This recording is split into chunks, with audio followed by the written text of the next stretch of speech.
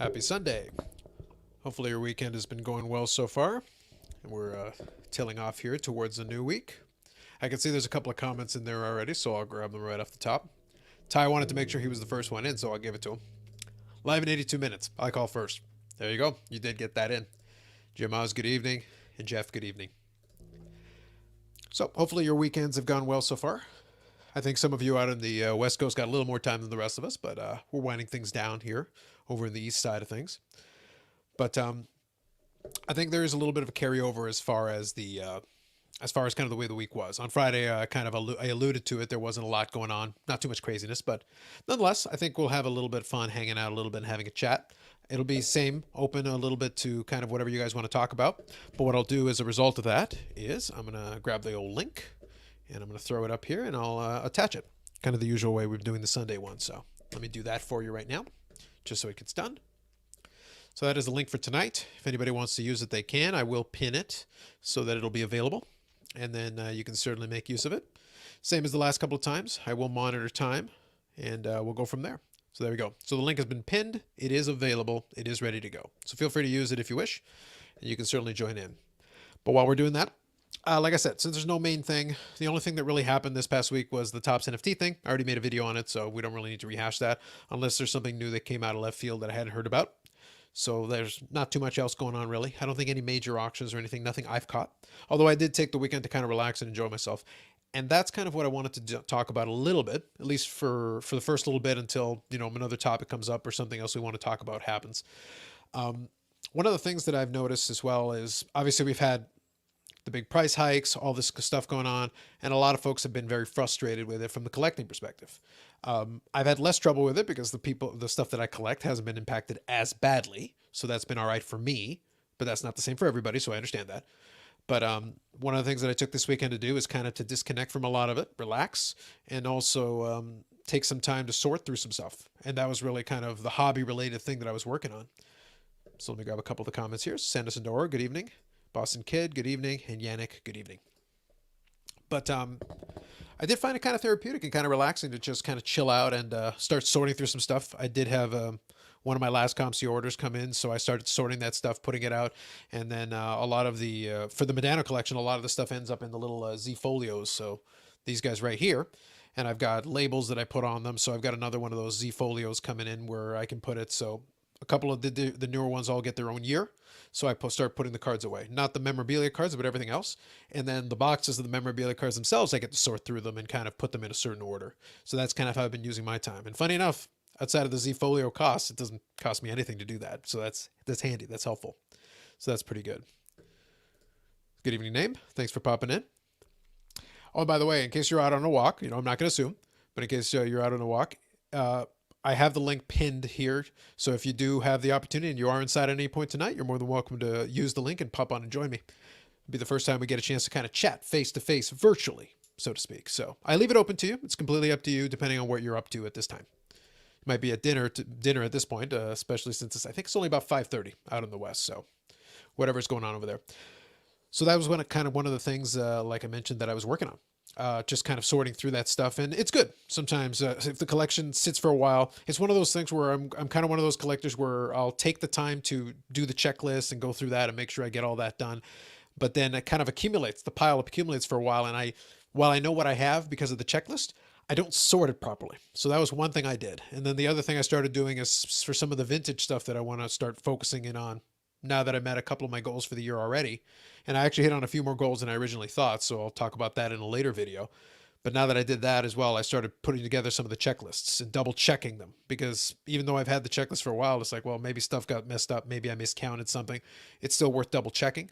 And because of that, I did discover that one of the cards that came in, I thought I needed it, and it had been marked off. I just didn't pay attention. Turns out I had 2 copies of it. So at some point, we'll see. If I have the opportunity at some point tonight, I'll take advantage. I'll get my hands on them and I'll put them side by side and I'll show you guys. But it made me laugh. It goes under that category of I can't rely on my memory anymore. There's too many cards. So now I have 2 nice copies of a card out of 25. If you're Amish Dave Archer, that's fine. You might as well go for 25 copies. But it's like I don't actually need that. But now I've got 2 of them. They're both nice. But I'm probably going to move one of them on sooner or later. But I do like the new one that I picked up though. The patch pieces on it were really good. But anyway, so that's kind of what I was working on this weekend. So anything you guys have been up to? Have you found anything? Not necessarily buying new cards or buying boxes or buying packs. Anything that's kind of kept you interested or engaged in the hobby, just in general. So I kind of leave it open as far as that piece is concerned.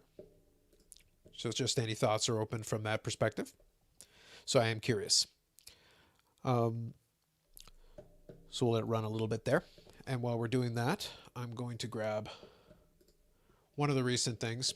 Like I said, while I said that I haven't focused too much on picking up things, that doesn't mean I haven't been keeping my eyes open because there's certain categories that I still want to be able to pick up. So I did grab something this weekend that I thought was kind of fun. Found a couple of nice cards that I decided to add to the collection. But this one in particular popped up on my feed. And I'll be honest, it's rare at this point that I'll come across something that I haven't seen in a while or that I haven't seen before. Because usually I have a pretty good memory for if I've seen a card before because I'll recognize it visually. But this is one that I hadn't caught on to before. So this is from 2001, 2002 from the Upper Deck product that year. So let me show you what I've got here. This one's the All-Star game use patch. So this one actually, I have the regular version of this I picked up a couple of months ago. But this is the All-Star version, and I hadn't seen these, and I was very shocked to see it. I knew it existed, but I just hadn't seen it. And I love that it's from the 2000 All-Star Game version that was the All-Star Game in Toronto. And I actually have a replica version of that jersey there from Medano from that year with the various patches and things. So it's a nice piece, and I'll be happy to add it to the other one when it comes in the mail. But it's nice when you see something that you haven't seen. In this case, I guess in 20 years. So I don't get to say that too often. So it's very nice. So Jeff, no, they don't. Only because they're side loading. So it's one of those things where as long as you slide it in, you don't have to use penny sleeves, but you definitely can. But no, they don't really slide out. They stay pretty much in place. And since they are side loading, you usually don't have to worry about it. If you stand them up just like that, they're just fine. So they work out pretty well. So Mr. Bobby, you good? How's this evening treating you? Oh, pretty good. Pretty good. Busy weekend. No, that's good. From the book or in general? No, not too much with the book. Fair. It's just a little more research, but no, a lot of pickups, a lot of great pickups Oh, actually. I did catch a little bit of that because I know you've got your Facebook page, so I'll see the little postings from here and there. But it did look like you were busy as far as pickups, so definitely. Yeah, somebody has to keep the group going, so that's me this weekend. I picked up some stuff on Marketplace, Kijiji, eBay.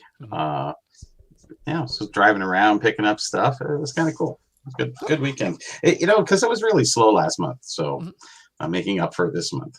Well, I think that's the thing, though. It's supposed to be ebbs and flows, and but that was why I led off the top. I wanted to kind of make the point that even though the specific purchases have slowed down, I'm still finding stuff here and there. But that's not I'm not worrying about it. But at the same time, I like this weekend. I still checked. I did my checks, but I did them less often during this weekend. I was really just working on sorting the stuff I already have. Like I was trying to organize it. I was like, let me get this straight because I knew that. Let me make sure I'm not accidentally doing more of that, buying 2 or 3 copies of something I already have because I didn't organize it properly and I didn't realize it. So I went looking for it. I was like, oh shoot, I have that. I don't need another one, but now I got one.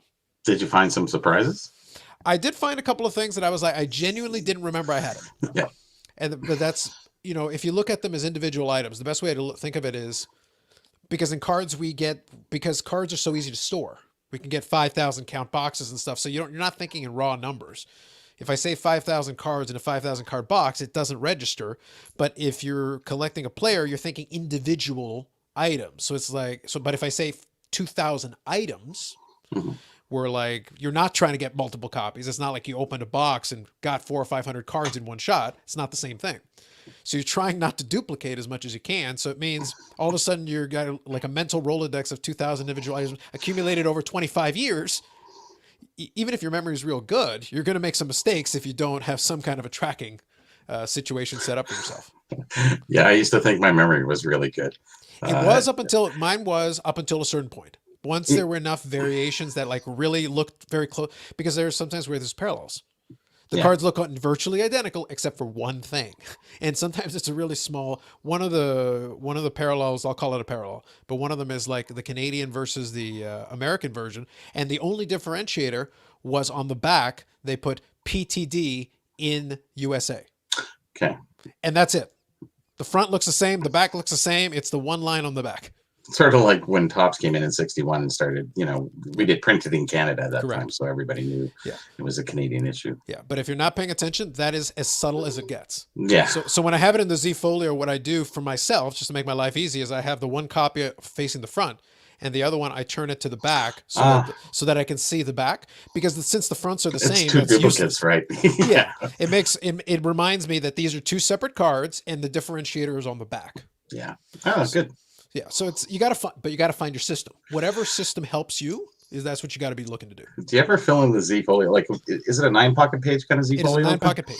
So, do you ever, you want to squeeze one in, and then you almost have to shift a whole bunch just to get that one in? Yep. Because sometimes you'll have the parallels, and I really want to get them beside each other because it looks good. It looks really good if you can put them together on a page. It's fun to look at. But yeah, you have to make some accommodation. But that's why I say the advantage of it is you can curate, right? Yeah. So it's like if you can curate, guess what? That means you make the rules. Mm-hmm. If you only want to put 4 cards on the page, then put only 4 cards. You don't have to put all 9 pockets if you don't want to. Just save it to the next page and move it over. Yeah, because you're going to fill it in later. Yeah, because these things hold 360 cards in each. Some of the years that Medano has does not have 360 cards. Or he does, but that includes memorabilia cards, which I'm not going to put in those anyway. I'm not going to put the thicker cards in there. That doesn't make any sense. So either way, I've 40 got pages. So yeah, that's pretty big. Yeah, so I have more than enough slots to be able to separate them out a little bit if they're neater. If it looks better that way, I can separate them. It makes more sense. Yeah. Whereas you do that, I organize shelves and different other things. Actually, I was supposed to get to the room this weekend, the leaf room, because I've just been dumping stuff in and out, and it's really gotten to be a little bit of a mess. So I was going to plan on doing that this weekend, but I was buying stuff, running around, doing everything. It's just like, oh well. Next week. Yeah. Well, I thought this weekend was just a good one, just to relax a little bit. The sorting and things was great. The weather wasn't great. It wasn't. So it was a good day to work some stuff indoors. It was a good weekend for that. And then my younger brother has his birthday tomorrow. So today I went over to the house and we had the birthday dinner with the cake and everything. So it was very relaxing. And I went over, and as the older brother, I show love by mocking and ridiculing. Of course. As you can imagine. Well, I had to remind my younger brother that he's getting old. And he's like, "You're older than I am." Yeah, but you look at least 10 years older than I do. It's like you're aging terribly. Your age is beating you down. Like, it's putting the boots to you at this stage. It's just tragic. So your dad was happy with the cake. Oh, the What kind of cake did you get? Like so like this a was Metro or this was a homemade? so they went to Costco. And then they got what was called a tuxedo cake. It's a nice like a mousse cake. It was actually quite good. I was very impressed with it. Not too bad. Very good. Yeah. So the mayor of Cake Day was pleased with this outcome, and he had his coffee, and he was thrilled. He had cake and coffee. He's solid. He's a happy camper. Some people have such a simple life, isn't it great? That's all. You give those 2 things to Carlos Sr., he's a happy man. He does not need a lot to be happy. This is all he needed, and that's what he got. So it was a good Sunday for him. And for Carlos Jr., a couple Medano cards, you're good. Yeah, it works out. And a different kind of beer every week. Well, right now, I will say for right now, the beer is staying consistent, and the biggest reason for it is that the younger brother bought me a case of the beer as a thank you for helping with the taxes, because he was having some trouble getting through it. He needed to make sure it was right because he doesn't really feel comfortable doing his taxes, and it's like, it's not that complicated, but I'll walk you through it. It's fine. Don't worry about it. If you just have a simple T4, it's easy. Yeah. For the most part, his stuff's pretty simple. Basically, let's put it this way. He's one of those guys who I basically had to impose upon him the concept of the savings account. Like, he would put everything in a checking account and just leave it there. Now, he's a great saver, but the problem is, like, you don't get interest in that, right? He goes, no. And I'm like, not really, no. Okay, today we're going to add a savings account. This is only a couple of years ago I was doing this. So, and now he's turning 36 this year. So it's like, the struggle is real. So first let's do savings accounts, then let's do RSPs, then let's do, let's set up a couple of these index funds and some basic stuff. Let's keep it simple, but let's set it up. That kid's going to be rich one day, and he'll have no clue how he got there. Just because I set everything up for him, because he does a great job saving. But it's Good. like the money can make money too. You can set that up. There are ways. So anyway, I want to acknowledge Boston Kid's comment here. Sure. So his Cool. latest purchase was an 81 Fleer Nolan Ryan, which is 81 Fleer is an interesting issue. I actually like it. It's not too bad. And a PSA 8 centered is good. Centered is good, especially for 81 Fleer, because they had quality control issues in those 81 years for sure. So $18, that seems reasonable. He's happy with it considering prices now. I think that's perfectly fine. I think that's reasonable. So let's take a look here. Costco cakes are great. Yep. No, that's fair. That's fair. I just make my own kind of Duncan Hines. It's so cheap. You buy them on special for 99 cents, and then you get, I get two icings. I get the whipped one, and I use it in the middle, and then the solid one, or the regular icing on the outside. So you can get those for 99 cents. So $3 plus an egg, a bit of milk, and you're rocking. I think there's nothing wrong with that. But the thing is, it's one of those things. It's like everything you described though, Bobby, requires what's the word I'm looking for? Effort. Work. And while I am not a religious man, I do have one tenet I believe in. Just one commandment: "Thou shalt not effort." It's like it's the only commandment I have. That's it. Covers a lot of ground. If you enjoy, you effort your collection. That's true. But it's got to be something I actually care about. It's like look. Well, you care about eating. You have the nasty habit of eating 3 times a day. But the thing is, I don't need to put very much effort into eating. The amount of work required most of the time is it's really minimal. Especially if you keep it real basic. If you eat really boring stuff, you don't really have to put much effort into it at all. I guess so. Yeah. So anyway, Hockey here says, anyone see the vintage photo? Oh yes, the Bobby Burrell classic Bobby Burrell pre goatee, and it was the one I think Jeremy shared. I think. That one, 72. The one from the Expo. The pack of 72. Yeah. 10 years ago. Yeah, that 11 years ago. Yeah. Yeah, that was the OG picture there. Yeah. I did. And I was 47 there. That's what tends to happen though, because I chuckled and I made fun of Carlos Sr. because I looked at some of his pictures from his 40s and he looks like he's at least 40 years younger. I had to give him a hard time too, because it's one of those things. It's like, well, the problem is you're aging faster too. Now, in fairness, he was sick the last couple of years, so I'll give him a pass. But it's like, no, I told him you were old before. Don't worry about it. Yeah, gotcha. Can't give him too much of a pass. I'll give him a little bit of a pass, but not too much of a pass. Yeah, the wife said, shave the goatee out, because I don't have gray hair at all. So, but it's all here, which is... Well, the thing is, the facial hair will either age you. You can take years off. I'm usually... because I do have a little bit of gray sometimes if I let it grow out a little bit, but most of the time I'm clean shaven. Just my preference. It's a preference thing. Yeah. My younger brother doesn't mind, so I'm like, no, it's fine.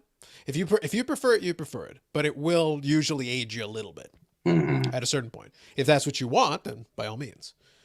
But that's the reason I can look probably like 10 years younger than him most of the time. It's like I stay clean shaven. It's kind of easy for me. Gotcha. Yeah. Yeah. Some people suit it more than others, though, and it makes them look younger or older. Everybody's a little bit different. Yeah, the only advantage we have is that, like, from my dad's side of the family and everything, we can grow out facial hair pretty well, if that's your preference. It was never something I liked. It was never I enjoyed it. I didn't enjoy it too much, but I could. I couldn't. It took me a long time. Oh, okay. No, that's fair. Now, one other thing, guys, we're just sitting here and we're going to chat. Like I said, it is a chill hangout. We're just hanging out.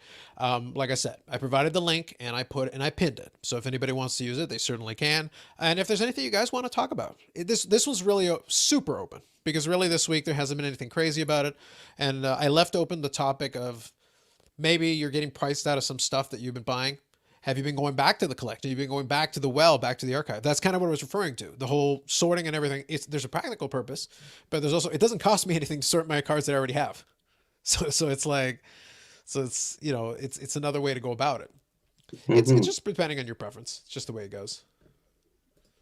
Too much effort. It actually takes 3 minutes to mix it up. Throw it in the 2 pans, throw it in the oven. Boom, done. Honestly, it's like when someone says, oh, I did all the laundry today. It's like the machine did 99% of the work. You know that, right? All you did was throw it in, turn it on, and you folded it in a few minutes. That is a fact. I spent 5 hours doing laundry. It's like, 15 minutes. Really? Well, the laundry, I will say the laundry thing is one thing that I never, Because I used to have no, but Here we go. I used to have buddies of mine who would complain about it. And it's like, here's the thing. That's the one like menial house task that I find so easy. It's like I put the clothes, I throw it in there, I throw the stuff on, turn the knob, and press the button. Yeah. It's not that hard. Then throw it in the dryer. Like, yeah, you think they're beating it on a rock or something like they. The thing is, the machine does most of the work. I get to walk away from it. Like I don't have to stare at it. My Carlos Senior will do that. I think he likes to monitor it or something. I'm like, no, you just want to hang out downstairs. You don't want to be upstairs where my mom will bug you. That's all it is. There's a practical reason. You're like monitoring. You're like supervising the laundry machine. It's like, yeah, you really. And then it plays a nice song at the end when it's ready to go, and it's like, oh, you're ready. Let's go. Yeah, I turned the buzzer off on that. It was very annoying. Is a buzzer? Oh, we have music that plays on, whatever it does. I don't know. Yeah. So let me do this one because I was trying to find the correct one here. I wanted to make reference to it since we talked about it. There Still you go. hot, dude. There's young Bobby. Oh yeah. See? Left to right, before and after. Oh yeah, big difference. Yeah, not, and I think not really. He said it was like much, 2011. He said it was like 2011, right? Give or take. 2010, I think. 2010. Yeah. Gotcha. So there you go. But he does usually have the Leaf shirt on as well. And what year was the pack? Like 72? Or? That's 72 O-Pee-Chee Series 1. Gotcha. There's 3 series in that year. Gotcha. Actually, they only did series from 68 to 73. After that, it went all one series. Baseball, whatever. I wanted to include Dave's comment here. He's like, I don't believe you, Dave. I'm gonna need to see a recent photograph. Yeah, he would look young. Yes, yeah. With comparatively to the beard, now he wouldn't be able to call himself Amish Dave nearly as well without the beard. Like he'd have to work a little harder to sell it. He might need to do some wardrobe change in order to work it out. The beard kind of sells it for him. It does most of the work. It does actually. Yeah. It is the type of beard too, you know. Correct. It's very very Amish looking, Dave. Yeah, exactly. So there's Charles says young Bobby was legendary. So there you go. Back then, what was it? Well, I already had the other book, 2 books out by that time, so okay. That was the fun time of the Expo was really hot then. Even though we had the economic downfall in 2008, it still stayed pretty strong. The cards were the cards. I can't imagine the next show what it's going to be like. I don't know. It's kind of settling down, so it's the hype. If the shows were open during the hype, yeah, I think it's going to be one of those things where it depends on how, because I listen in because sometimes because I've got the text thread where the guys go, because in the States certain areas will have some shows with masks and stuff, and they'll do like small shows. Dallas is obviously right now been kind of the centerpiece for stuff like that. But you got the younger guy crowd is basically like the ones who will bring the suitcase thing with all the slabs in it. But then they try to do deals on the side. And I was chuckling listening to it. And I wasn't surprised because I understood the concept behind it, but it's because the show promoters aren't really enforcing things. Because the young guys are basically trying to be dealers out of their suitcase, but while not setting up a table. Because they'll work from like table to table. And if you tried that stunt now here, when and if the opportunity presents, that might be tough because the promoter's going to be like, wait, look, you want to do a deal with a dealer? Sure. That's business to business, deal to deal. But if you're trying to set up and selling to people here, no, while you're at a dealer's table, it's like, wait, I paid for this table. Go get your own. Yeah, that's very much frowned upon, and it always has been that. But I found that more and more people were going around doing that. Yeah. And because before with the Expo, we didn't have that kind of social space where, the big eating place that they put out and tables and everybody's sitting around with tables and doing deals. And I was going, that's okay. But, at the dealer table, they're waiting for them to walk away and then they draw them. And I was seeing a lot of that going on. I'm going, oh, you guys get caught doing that. You're going to get, and they booted a few people out for that. Yeah. It's one of those things where, but that's on the promoter to enforce. Because it's hard. You can't be everywhere, right? It very much is, but it's one of those deals where you have to be vigilant about it because you can't encourage it because it's like, look, I understand why, but they paid to be here. So if somebody paid for a table, they deserve the right for you not to try to steal their business at their table because that's not a good thing. But if you're doing deals with the dealer, that's fine. If you're doing deals with the You don't dealer, want that's to fine. set up. You want to go around and walk around because a lot of guys did that. They stopped setting up tables and just went walking around and did their deals. Yeah, Card based mostly. So they didn't need. But when they start doing deals with other people on the side, then yeah. it's a different story, and people start flagging people away from up deals. That is correct. Exactly. So let me quickly grab this one here. So my local card shop had a private signing today with Gene Rattel. Had him sign a picture of him and Derek Sanderson. Derek signed it for me a couple of years ago. Excited to pick it up this week. Well, congratulations, Sanderson or. Nice. Good for you. So Ty here says, Carlos, I'm seeing while the prices increase in the hobby, people are just putting more money into their hobby budget. I'm seeing people spending more money. Yeah, I think to a certain degree. I think though, this is actually maybe a good general thought. Be careful because I believe you when you say you're seeing that. But be aware, most of us don't see enough people for it to be statistically relevant. That's the whole thing about anecdotal evidence. Like, oh, Yeah. everybody around me. It's like, no, the people that are talking to you, that you talk to, yes. But maybe everybody, that is around you that's talking to you lights themselves on fire with gasoline. That doesn't mean the mass populace has done that. That might mean the people that you're talking to. Maybe you should question that and ask some more pertinent questions. But we tend to automatically assume that because the people around us are talking about X, everybody is talking about X. You might be shocked how many people aren't, or how many people are talking about Y instead, because you don't make blanket assumptions based on the people around you. I know for sure there are a bunch of folks that are definitely have bolstered the hobby budgets to accommodate with the higher prices. There's some other people that have kind of rejected it and gone the other way and go like, I'm not going Yeah. to buy anything. That's definitely a real thing where some folks are like, just no, I can't afford to do it, so I'm not going to. If you back that up 2 months, you can change that story, and Correct. everything was hot, everything was going, and it's Correct. just in that settling down period. Yeah. What that means, I don't know. It's not as busy as it was publicly. Privately, certain little deals. I'm busy doing what I'm doing. I can say whatever I want. Nothing was really effective of pre-80 stuff, anyhow. Just from 80 up, the cards and people were just going crazy. That has settled down for sure. I've been monitoring it. But I find that there's not a lot of stuff coming to market as there once was. There's a lot of lower end grade, but not a lot of higher end grade. And then people are sitting asking way over the money. That's why those other top tier ones are sitting there, because they want to, the last one sold for this, so they want to pump it up another 30-40%, thinking they're find somebody else to jump in. Exactly. And that's what I'm seeing. But there was a time in January and February, it was just, couldn't keep them listed long enough. No, I agree with that. I think, but that's basically the ebbs and flows that you're going to see. That's one of those things where you just know, that's going to be the case. We'll see going forward what happens with it, but I'll be very curious because and Boston Kid touches on it here. A lot of the folks that were buying the high end have bought it, so they hang on to it. Like so right now they might not be in a rush to immediately flip it. Some of them actually want to hold it for a little bit longer and see what happens. Some of them maybe are collecting it. It's going to be a mixed bag. It's a little bit of both. You have to be careful with that. If they bought in high, they're going to have to wait it out quite a while. And that's okay. Now, at this point, Depending on the individual, though, some of them might be okay with that. They might be willing to wait 5 or 10 years. So for them, those ones might be just off in storage for a period of time, and we won't see them again for a while. Oh, the PWCC storage thing, yeah. But it could be, or it could just be good old fashioned bank vault. Like it doesn't matter wherever it is. It could just be locked away for some time until whenever it decide to bring it back out.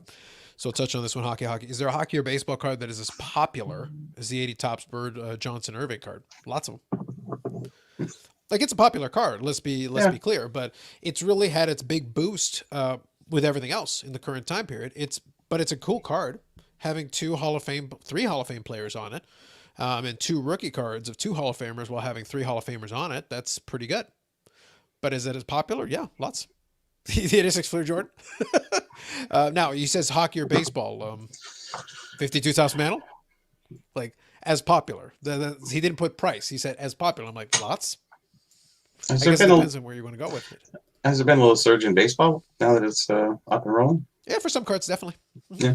Yeah, it depends on the player. It depends on the card. Acuna is getting a little bit of a boost now because he came out of the gates hot. He's playing very well. Mind you, spikes in baseball are a little bit slower. They don't. It's not like a 5 or 10 times X in a week. But there's definitely been an increase. That is without question. There certainly has. So we'll kind of see what happens here. So Hockey says we need to have a hockey hobby conversation live and on stage between Bobby Burrell and Ken Reed. I guess Ken is an interviewer, maybe. I guess.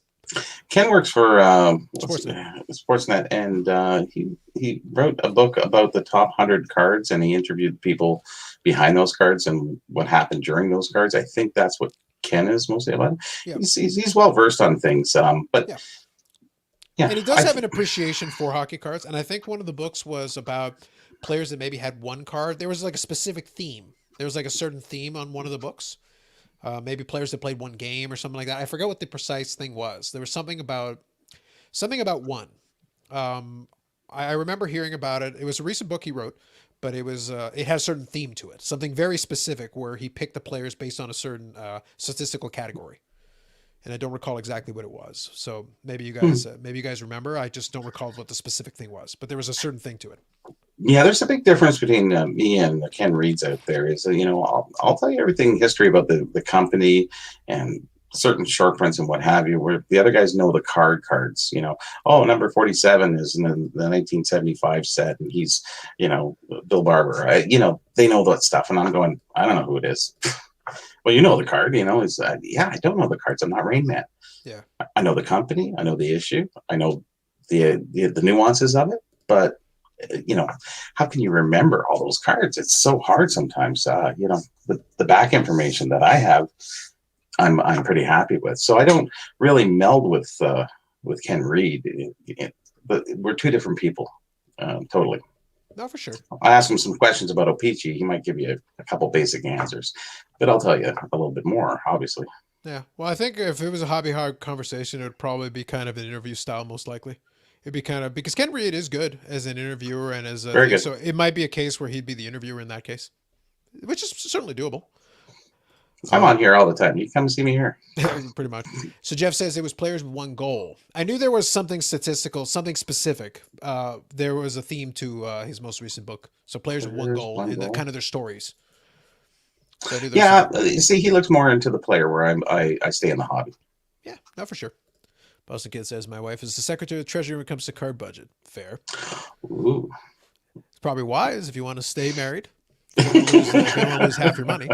True. Yeah. So it may be wise to heed. It may be wise to heed the financial secretary of the treasury on that one. Mm-hmm. Has the Spring Expo been officially canceled? I was looking for that actually. Yeah, So I saw Jeff's comment. No way it is canceled. Like for all intents and purposes, it is canceled. Because it was never on, really. Yeah, exactly. Like I think it was maybe kind of they just left it open, and it's one of those things. But for everybody new, there's been no. Let's put it this way: if you go to the site right now, the current thing on it, and I'm checking right now, it goes automatically to the virtual Expo edition from last November. It doesn't even advertise the current physical which I'm version. kind of surprised. Even the current upcoming virtual. I'm not, but I am surprised that he doesn't just say it. Like we already knew the May one wasn't happening. Like we knew, for all intents and purposes, we knew it was not going to occur. We knew 0% 8 months ago. Yeah, but it's also like technically we're in a lockdown, so it's like you're not going to fix that. You're not going to fix that in the next couple of weeks. No, there's no miracle cure. Yeah, and it would take us 6 months to do that, anyways. Correct. So it's like we could have the miracle cure, and it might take us 6 months to roll it out. Yeah. Oh, exactly. Yeah. It's actually in the warehouse right now. That will fix everything, but you'll see it in about 6 to 9 months. Yeah, exactly. You'll get yours at that time. We've been pretty poor at that, so. Yeah. So Boston Kid says, "Yep, high end being hoarded. Very true." Yeah. So right here, just because I'm seeing everyone, the little 70 tables throwing around money. Yeah. No, there's definitely a lot of you do have to be very careful with anecdotal evidence, because you can definitely find people that are very passionately tell you about their position on the hobby or anything. But that isn't representative of the whole. That's representative of their specific position. And if you surround yourself with like-minded people, then you'll keep hearing the same thing and just assume everybody says that. It's like, actually, no, step outside for a second and you might find somebody who's completely in the opposite direction of that and just as passionate about it. And so, Carlos, you have Card Ladder, right? I do. Yeah. Yeah. And you can see what's going on there. Mm-hmm. Through there. You can read the marketplace and what's happening. Very much so. Mm-hmm. So that's really the inside kind of, websites like that are similar to that. You can monitor what's going on. Yeah. But that's where I try to make sure I have my sources need to be varied. That gives me one angle. Yes. Where I watch the Sasha T thing, I'm paying attention for listening for certain things. I'm paying mm-hmm. attention to that. I'm having these conversations with you and other hobbyists, and I'm talking to the chat here. And that gives me kind of an interactive piece. But this tells me one component. But then when you take it in totality, you realize there's a lot of variance. There are a Yeah. lot of varying theories and a lot of different things, and that's okay. That's normal. But having that additional understanding gets you out of the echo chamber. You just don't want Mm. to hang out in the echo chamber. Otherwise, you'll be confidently sure the entire hobby thinks a certain way. It's like, no way, never been true. Yeah, I think a lot of guys in the vintage area are in very much so an echo chamber of the vintage, and they're looking at the future, and the new cards is something. And I'm just trying to hang out and learn a little bit about, well, the vintage I'm fine with. I'm trying to stay current as much as I can, because I don't want to be the old guy who's curmudgeoned and sitting back going, oh, those new damn cards. Hey, I like some of them. They're nice. Yeah. I just don't collect them. That's all. It's fine. Yeah. But that's the thing. The great irony of this is as much as I've taken the time to have the understanding on it and keep track of the current, with the exception of my handful of players, literally 2 players, I don't collect the current. Like that's my window to it is the 2 players. One is a legendary player in the Legends rotation that Upper Deck puts in. That's the only reason he even has cards now. And then the other side of the equation is the current player, but that's it. Otherwise, like, I wouldn't be buying much in the way of current. I'll grab some cards here because there's some stuff that I think is fun. Like I grabbed, I did the football one. I don't collect much. This is one of the newer ones. It's a nice looking card, but I didn't pay a lot for it. And I control the price accordingly. I'm willing to pick up a couple of pieces here and there that are fun to me, but I'm not going to spend top dollar on it. Now, if I'm going to do that, then it better be something I really care about or something that interests me. The card that I showed off the top earlier in the broadcast was a 20-year-old card that I hadn't seen in 20 years. So my interest was like, I remember when these came out, I didn't see it in 2001. I knew it existed. I just hadn't come across it. And then it suddenly popped up on the eBay feed and I was like, huh. So I did a little back and forth, made an offer. We were able to come to a deal. Fantastic. Good. So there we go. So Ken has written a few books. One is about the scoring the one goal. Another's about playing one game. Okay, so I knew there was something about one game as well. So player based. Yeah, and then 2 but with books a hockey card twist. Yeah. Yeah, exactly. Yep. So, and good evening, Victor. Hey, Victor. So here we go. So with sports cards being popular, do you see live speaking tours from popular sports cards? Oh God, no. Oh my God. We're in COVID lockdown. It's not like we have this. Not even that. It's not that popular. Like you'll see it at card show. Like if you're saying speaking tours, you mean like maybe you'd have like a main stage at a card show where you could have that.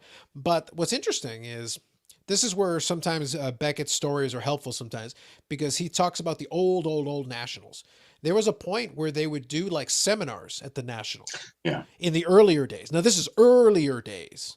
Well, they had to. It was sort of the thing back then, Yeah. It was convention like centers and it was an industry seminars. Yeah, it was. Yeah, and so it made logical sense. If you got all these hobbyists who have this knowledge and experience, you can have a seminar where they'll speak about XYZ. But there's 2 things that work against it. Number one, while sports cards are popular, I promise you the masses are not collecting cards. And by the masses, I mean the majority of people. Most people, while people are paying attention to it, most of them are not. Otherwise, even the prices we're having right now would be 10 times higher. Because if the masses, like everybody and their brother was in it, that's different. Is there more interest right now than in many years? Absolutely. Oh, sure. But it's also being magnified because it's being portrayed to you right in front of your face on the internet. You're having it shown to you. And again, back to the echo chamber thing. If you have an Instagram feed and you have a bunch of sports card people, well, then all you're going to have as you scroll through the feed is sports card, sports card, sports card, sports card. I promise you can have an Instagram feed with no sports card thing on it, and you will not know sports cards exist. Yeah. It's how you curate your feed. It's how you curate what you're looking at and what you're paying attention to. It's the name escapes me, but there is like a psychological condition, like a psychiatry name for it. If I put something in your head, and it's a simple example is I talk to you, maybe you're interested in buying a car and you've been doing your research and you want to buy a Volvo, just picking a silly example, doesn't matter. And so you're paying attention and you like green. So you want a green Volvo. So all of a sudden you start walking around, maybe you're taking a walk or something, and you suddenly start noticing green Volvos around. They were always there, but now you're noticing them because it's in your head. You're paying attention for it. Punch buggy green. Yeah. But that's a real thing. If you're paying attention for it, suddenly it's going to be prevalent. Oh my God, I see green Volvos everywhere. It's like, there are no more than there were before. They, No, the ones that you see were there previously. You just never noticed, but they were always there. trees for the forest, forest for the trees, whatever Yeah, you want to say. yeah, It works both ways. That sentence. yeah. But so that's one component of it. But the other one that I would throw at you is that think about this: is it even necessary when we do have the internet? If a big popular sports card hobbyist wants to have a big audience, they could do an Instagram live. They could do their own like live thing because in some of the live ones you can get hundreds or thousands of people potentially. Like we're operating in a very small scale here. I just do my thing like when I do these live streams we hang out, we do this but even like here. In a huge format, though. Yeah, absolutely. But it's one of those things where like even in the small scale, you can get 10, 15, 20. If you can get 10, 15, 20, 30 people to pay attention to you for 20 minutes, It's you've good. got their that's impressive. That's good. But now take somebody who quote unquote is super popular, right? They could get 300, 500, 1,000 people watching at a time for 45 minutes to wax poetic on whatever. Yeah, That's and attention. and That's still be eyeballs. less interesting than the other guy who had 15. Yeah. But the thing is that it's easier to do that than to fill a room with 1,000 people. Like in this case, you're talking about a live speaking tour. Well, so you got to get the people in the room, and then you're trying to keep their attention while you're up on the stage talking about XYZ. It's possible, but it's like at this stage, would I even want to do that? Well, the last expo or two expos prior, I was asked. He said, "Bobby, if you want to go up on the stage, we have a live stage at the back now." Mm-hmm. And I said, "It's not really my deal. There's a lot of new card guys up the front there." I said, "I'm not really. What are they going to ask me?" So this other gentleman did.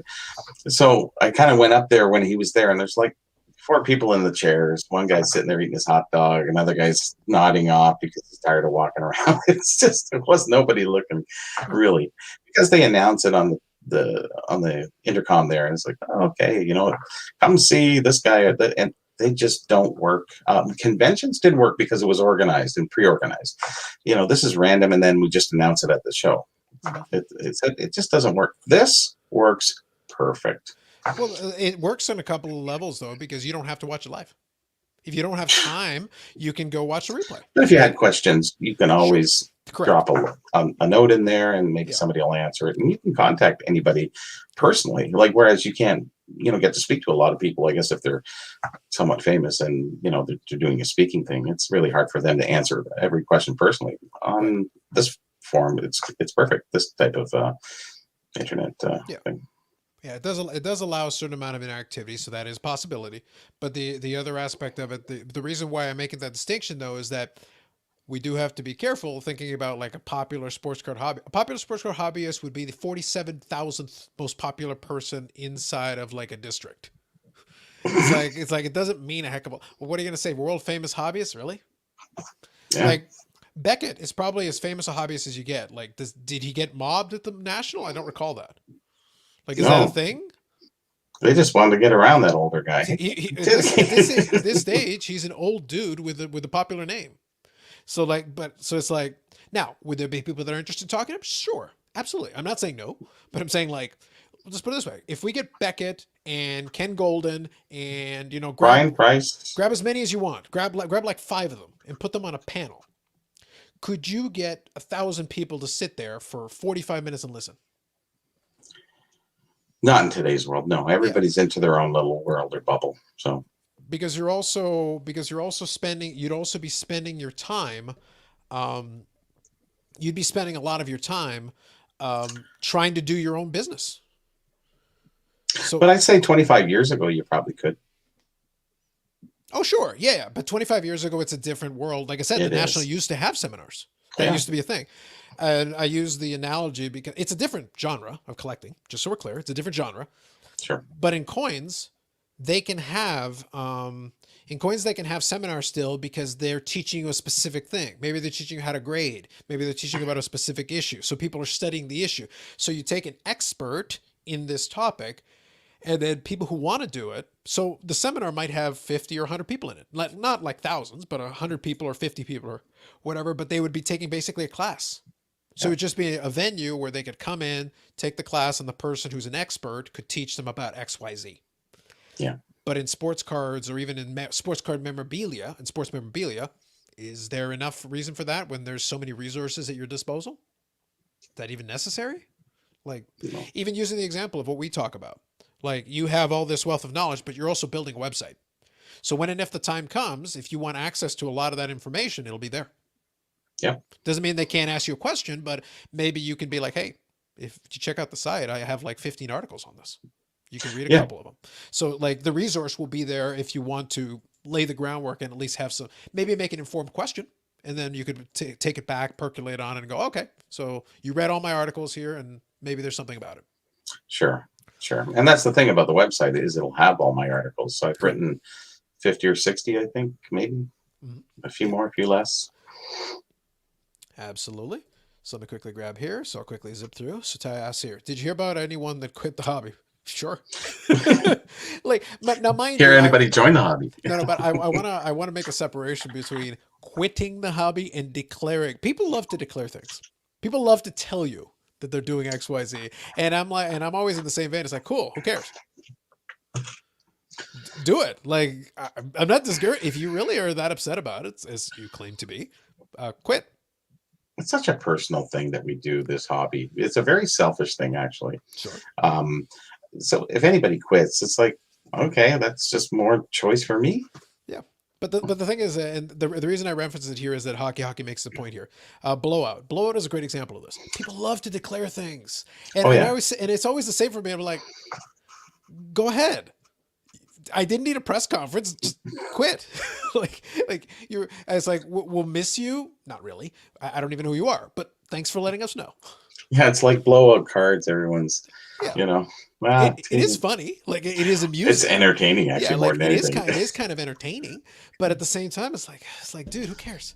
But misery Start loves collecting. Don't company, quit. and that's why they all stick together there, and they start going, "Yeah, they're Right. horrible. Yeah, these flippers are ruining the market." It's like a different marketplace. Yeah. Stay in your lane, you're still fine.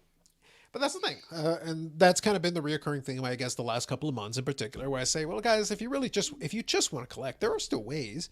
Now you might have to get a little creative, or you might have to, maybe reconsider what interests you, because the real question is, if new wax is really the only thing that interests you, well, then Good luck life is with hard. that. Life is hard. Then life is hard. Then there's nothing we can do to help you.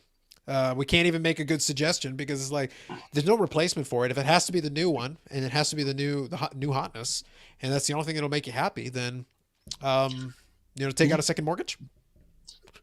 We all make those decisions based on financial positioning. Sure. Yeah. Some guy goes, "I only collect the cup." Well, phew, that's all right. Life's You're in gonna a be tough. different tax bracket. No, well, maybe it's a different tax bracket than I am. So, hey, have at it. Have some fun.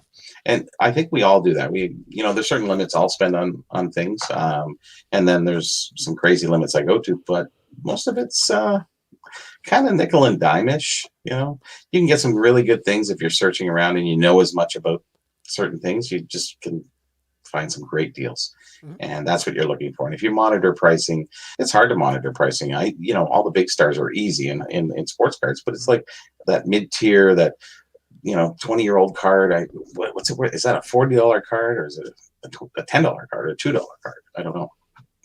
So I just wanted to include the Office reference.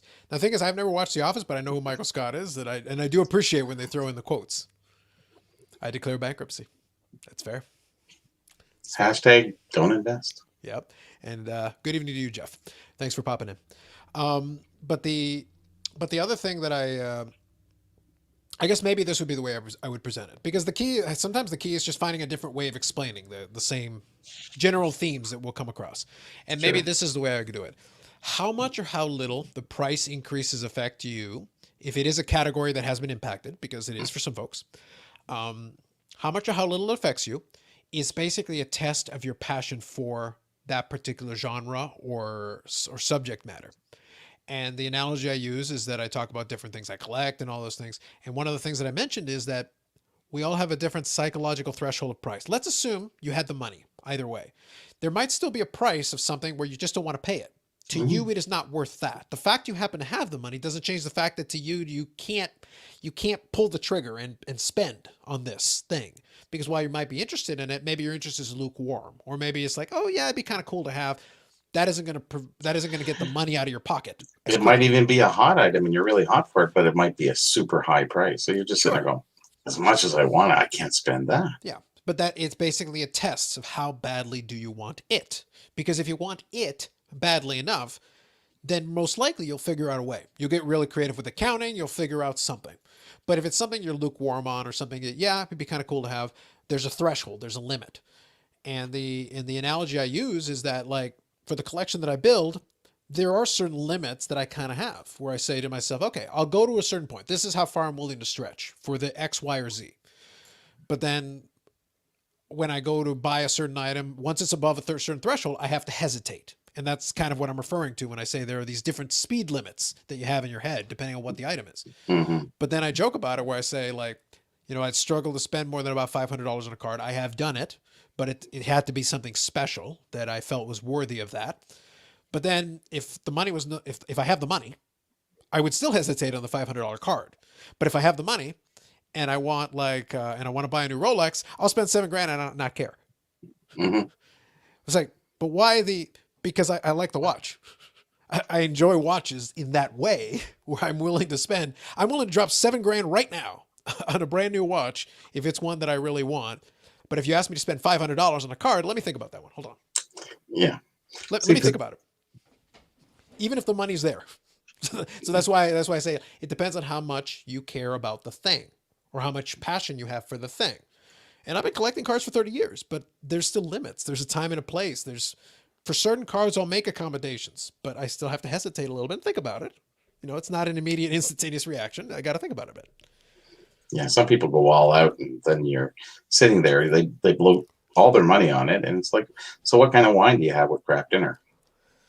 There you go. Exactly. But, the hobby the possession is 9/10 of the collecting part of it. So we all want to own these things. It's just the 1/10 is, do you have the money? The last 10th.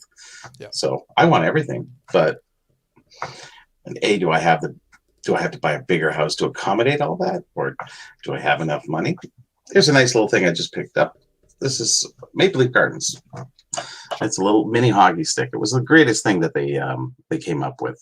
These started in 1930, where they would stamp the name on these roughly made sticks, the one piece, and they did that through the 30s, and then they started wrapping in the 40s a ribbon around them, and then they started gluing pictures of the players, and then that continued for probably 20 years, and then they started stapling. So all these are stapled through, and I'll tell you, on every one of them, it just barely goes through, and it'll nick your finger, and you go. So not a very regulated thing. But these ran up right until the 80s. With the players' pictures, all the different Leafs. So from the 30s to the 80s, pretty amazing. Ta-da! Very nice. I just was flipping through while you were giving the explanation. I was trying to also look for Sanderson to Orr's question at the same time. I don't remember what the pricing is on it. I was trying to look it up for you. I felt like it was around that. I thought so. It used to be 300 when it first kind of came out. Yeah. And I think I bought a pack, the first early pack, many years ago, and I got some stupid stuff in it. I just went, Simon Gagnon, I don't know, something. It was just like, are you kidding? I got the worst of the worst players. But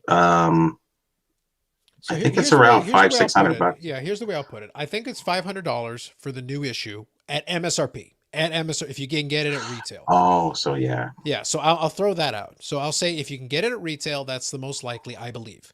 I was trying to find a good example here. So I can tell you that David Adams, if you get, unfortunately, we don't have the new one. We don't have the pricing on the new one. At least I can't find it here. But I can tell you after the fact, a 6-box case is going for $5,000 at David Adams for like 2017-18. But it's also going to depend on the year. Once you get past the initial year, if maybe there's a hot rookie crop or something, that'll bump up the price. And because 2016-17 is $15,000 for the same thing. So it depends on the year. It depends on what potentially could be in it, but it becomes really hard to get your money back. But I believe it was a $500 tin MSRP, I believe. Is that suffering, or because it's the high end, it doesn't suffer as much as the other wax and the price doesn't go exponentially high? How do you mean? Sorry.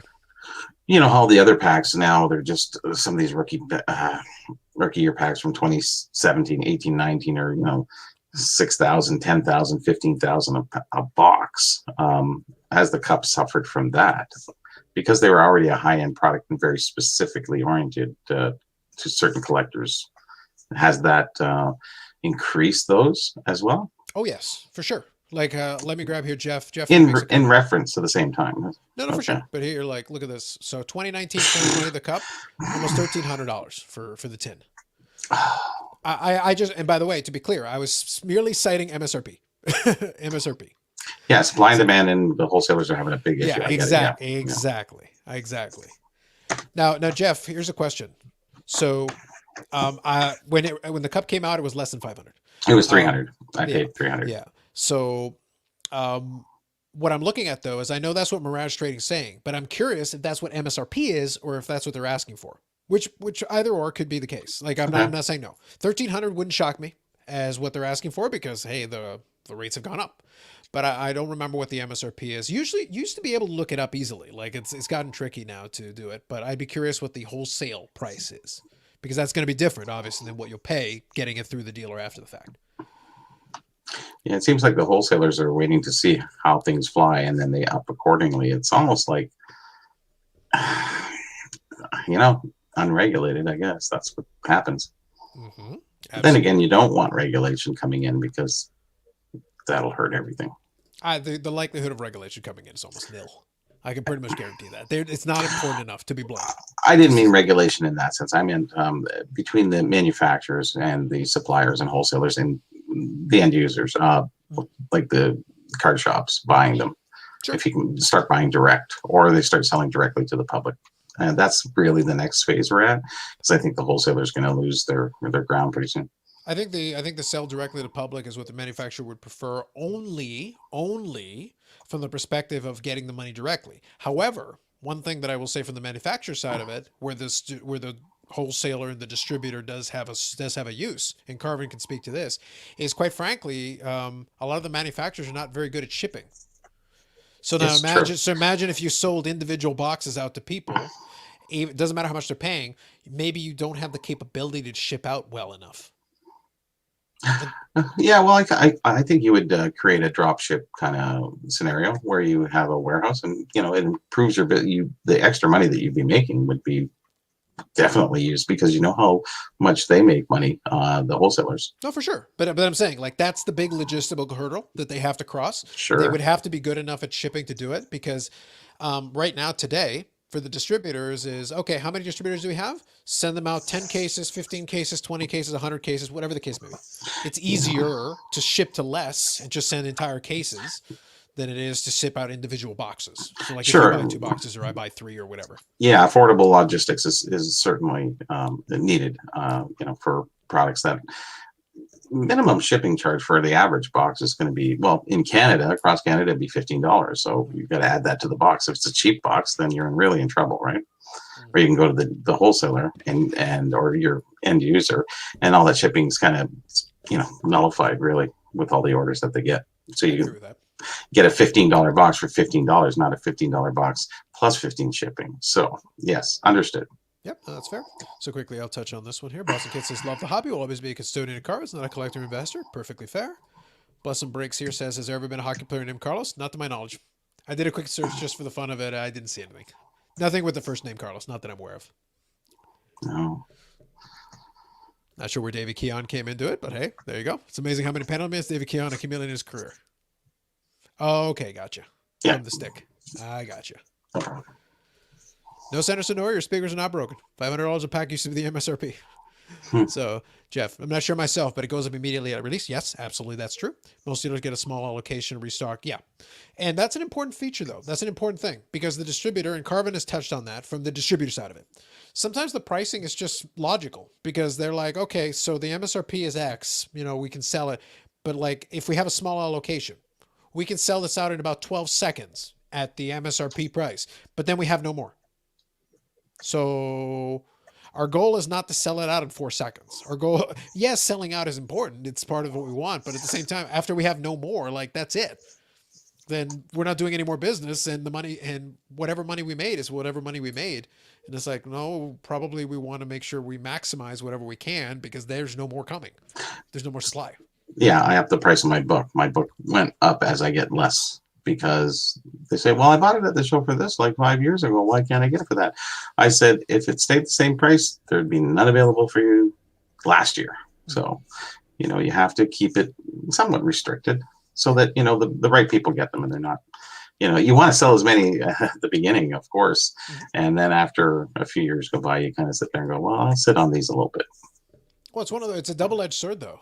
If there was an unlimited amount of restocks, then yes, you could Oh, have sure. it. You Yeah. could have it at like the MSRP price because they're like, we'll just keep selling out, and we'll keep getting more and more and more. And it's fine. Don't worry about it. But if there's a finite, it's like if the manufacturer says, by the way, this is the only stock you're getting, they're like, oh, so how much do we have? Well, they ordered enough for the print run. They have already allocated their money. And same thing with me. They say you're going to print another. Why don't you print another 500? I said I don't have $40,000 that I can print another five. Because if you're going to print 500, you might as well print 2,000 because it's going to cost you that much more to print that much less. Yep. Kind of interesting how it works, but basically that's how And it then is. and then from there it trickles down to the dealer. Because the dealer at the same time has the same problem, but they're talking to the distributor directly. So from their perspective, the distributor says you're getting one case of let's say the cup, 6 boxes, 6 tins. That's it. So it's like whatever you sell it for, that's it. There's no more coming. Unless you go get it on the secondary market, in which case you have to pay the secondary market price. It'll be more expensive. So the next time around, the packs will be way more. But yeah, those packs have always been expensive, but now they're astronomical. And to get your money back to what we talked about earlier with the prison boxes on Friday, in order to make your money out of it, it is very difficult. Very difficult. You got to pull something tremendous to really see anything. They're nice cards generally. This year, not so much. But in general terms, usually the cup I'm very pleased with. Usually they do a good job with design. Somebody dropped the ball. I won't say who. Someone, Upper Deck, dropped the ball, Billy. But somebody. But generally, they do a good job. Basketball, or are we talking hockey? No, the cup is the cup. We know. Well, you dropped the ball. Yeah. But I will say, but I will say though that generally speaking, they do a pretty good job producing a nice looking product. You may not care for all of it, you may not want all of it, but if you are a collector and there are some cards in there, usually those are the nice cards that you go out of your way to go after if you're interested in them. And usually I'll pay attention to those. This year, not so much, but in past years for sure. But the good news for me is there's a back catalog of years of the cup now, 15 years worth, where I can go track down some of those older ones and find some nice pieces to add to the collection. Nothing wrong with that. And cheap. Yeah, that's one of the tactics that you can use though, if you're willing. If you're patient. If you're patient and if you're willing to go to the back catalog. If it doesn't have to be the new hotness for you, yeah, then you can find something interesting maybe that piques your interest and that you can go after. Well, you've had a long time player prior to that, so Medano was easy. Where if you kind of get somebody who came out in the last 5 years, then you're tricky. Pushing. That's an expensive venture because what do you I got to collect the cup. I got to collect. I'm so glad I grew up in the simple days of two manufacturers. Yep. No, that's fair. One really, sorry, because Parker's. I wasn't born when Parker's ended, but so I just grew up under O-Pee-Chee for the most part. Mm-hmm. Yep. And then if you really got spicy, you can maybe go after Tops. If you really felt spicy. Well, there was a few others, but they didn't do much in hockey. A few little small issues that are relevant. But if you wanted non-sports, you would buy the other Fleers and whatever else Donruss that were out there because they were available in Canada as well. Mm-hmm. Mm-hmm. Absolutely. Those silly non-sports. My favorite was Wacky Packages. And I remember 73, I had to go to this particular store just to buy them. And they had all these racks full of different cards that I've never seen before. Most variety stores just had one or two boxes of whatever, hockey and maybe something else. This one store had all these different, I said, I've never seen that much stuff. And 73, it's like, barely get 4 channels on your TV. Come on. You go into this one store and it's like, anyways, that's my little story. Nice. That's fair. So I found something interesting. I was doing a quick scan. By the way, guys, like I mentioned before, if there's any topics or anything you guys want to talk about, if there's any particular, like I said, for the most part, we're going to hang out and chat. But if there is anything that is of peak interest to you, we can definitely chat about it. But I thought this was interesting. One of the things that we talked about previously with our good friends at CSG was obviously we've been waiting for more stuff to come out. I have Oh yeah. noticed I did see that somebody did a video. I want to say Northeast Ohio Sports Car, so I want to give credit where I can if memory serves me. I believe that's correct. Where he noticed that some of the dates on the CSG stuff are starting to get longer. So they have noticed that maybe CSG is starting to get backlogged. They've been kind of mum. They've been kind of quiet about it. But that's been one of the questions we've had is how long until some of these other guys start getting backlogged a little bit. So if the timeline is starting to get longer and they're adjusting their timelines accordingly on the fly, then it could be an acknowledgement that they're having some issues with keeping up with demand, which is logical. It makes sense. As long as they don't do a PSA, hey, we're 50 million cars behind. Exactly. I don't think they're at that stage yet. Surprise. I don't think they're at that stage yet, but So definitely something. I think it's unmanageable. Oh, You yes. know, but I would send my cars there. I have no problem. SGC, I have no problem sending my Mhm. charge. And the other new one, I don't really know too much about them, so I wouldn't. Yeah. But those are two options I have. But SGC, actually, I wrote them a question about the cards that I have, those different ones, and a guy got back to me, and then I said, I retorted back saying, "Are these cards? Do you grade these cards, particular cards?" And it's been a ghost town for like 5 days. Yeah. I But it's a think weekend, yeah, so I it's think they're struggling a bit with it as well, just from the general customer service side of things. So one of the things that I was curious about with CSG, because when they originally announced it, I saw the holders.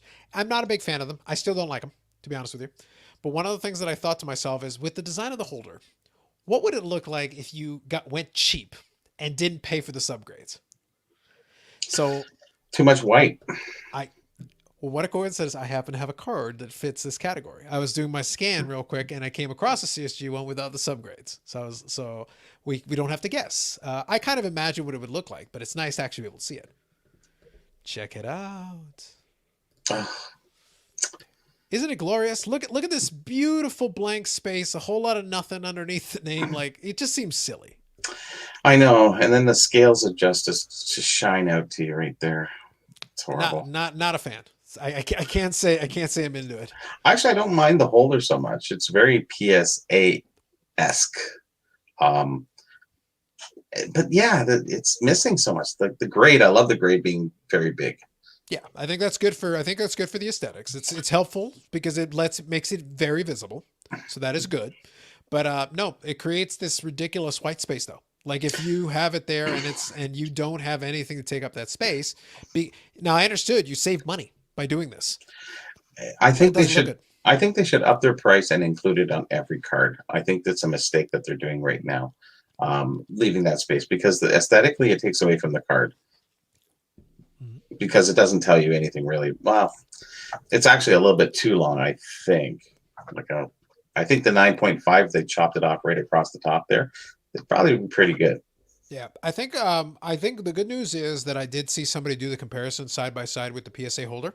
It's not Yeah. as tall as I thought it was going to be. Oh, So I guess they shrunk the borders on it more so than I thought. So apparently, like I'll have to see at some point. I'll try to get my hands on one just to do the side by side like a comparison. centimeter or It's surprisingly little difference. I think they managed somehow. I guess they really did compress the edge to make it to like. I guess the card doesn't have as much room around it. As long as it's a regular size card, it's apparently not been an issue. So hmm. I would. That's a situation where if I can find one cheap, I would like to get just the holder in my hand cheap. I don't really want to pay a lot of money for one, but if I can get one inexpensively, I would love to get it in my hands and put it side by side with a PSA myself just to see. But it looks like the difference is small, at least so Oh, smaller than I initially thought from an initial glance. it looks like it'd be quite a bit difference. It really has that appearance. Yeah, it's the big label. That's what kind of what threw the proportions off for me, and I thought it was, but I did see a video where somebody did come on a kind of a comparison. I would like to see it in person just to confirm. I like the bigger label because I like the bigger grade. But if they Mhm. chop it off at the top of because what do they have? CSG at the top Yep. above the grade. If they can get rid of that and chop it right there, I think there's enough room to. But then on the back they'd have to do the subgrades, Mm. which is fine. I think Beckett does that, right? Yeah, I don't think there's a problem with putting the subgrades on the back. I think that's fine. I think Yeah, you don't need to see that up in front. I not think necessarily. No. I don't think they worked this out as good as they probably could have. I think they're going their own way, which is fine, and mine's just an opinion. Yeah, But I wouldn't be there's shocked. I enough wouldn't be shocked evidence if out the there of gen. what's going on. I would not be shocked if the Gen 1 holder doesn't get modified. It I would not would. shock me. I think what they're waiting for is a little feedback, and they can change up very early. Hmm. But you don't want to get behind the eight ball on that one because too far in, it's too late to change, and nobody wants to see a dramatic change of a new company Yeah, no, that's fair. or So in the holder, especially. I'll just include Jeff's comment here, talking about what we talked about earlier with the amount of things. His tops in O-Pee-Chee. I found it hard to pick up tops hockey cards in Ontario, Quebec, at least until eBay came along in the late '90s. Fair enough. Yes, That's fair. they did distribute some because tops came out in October, November, and you couldn't get O-Pee-Chee until January in hockey. Some suppliers would order up from New York and Buffalo, what have you, and have some supplies to small certain stores that would take them. So they were available in Canada, but not at every variety store like the O-Pee-Chee would have been. That's fair. I think that's reasonable. So Casey here. Good evening, Casey. So agreed on products like the cup. The base cards are numbered. So I've been picking up the Crosbys since I think in 10 or 15 years they'll be A, much tougher to find, and B, more expensive.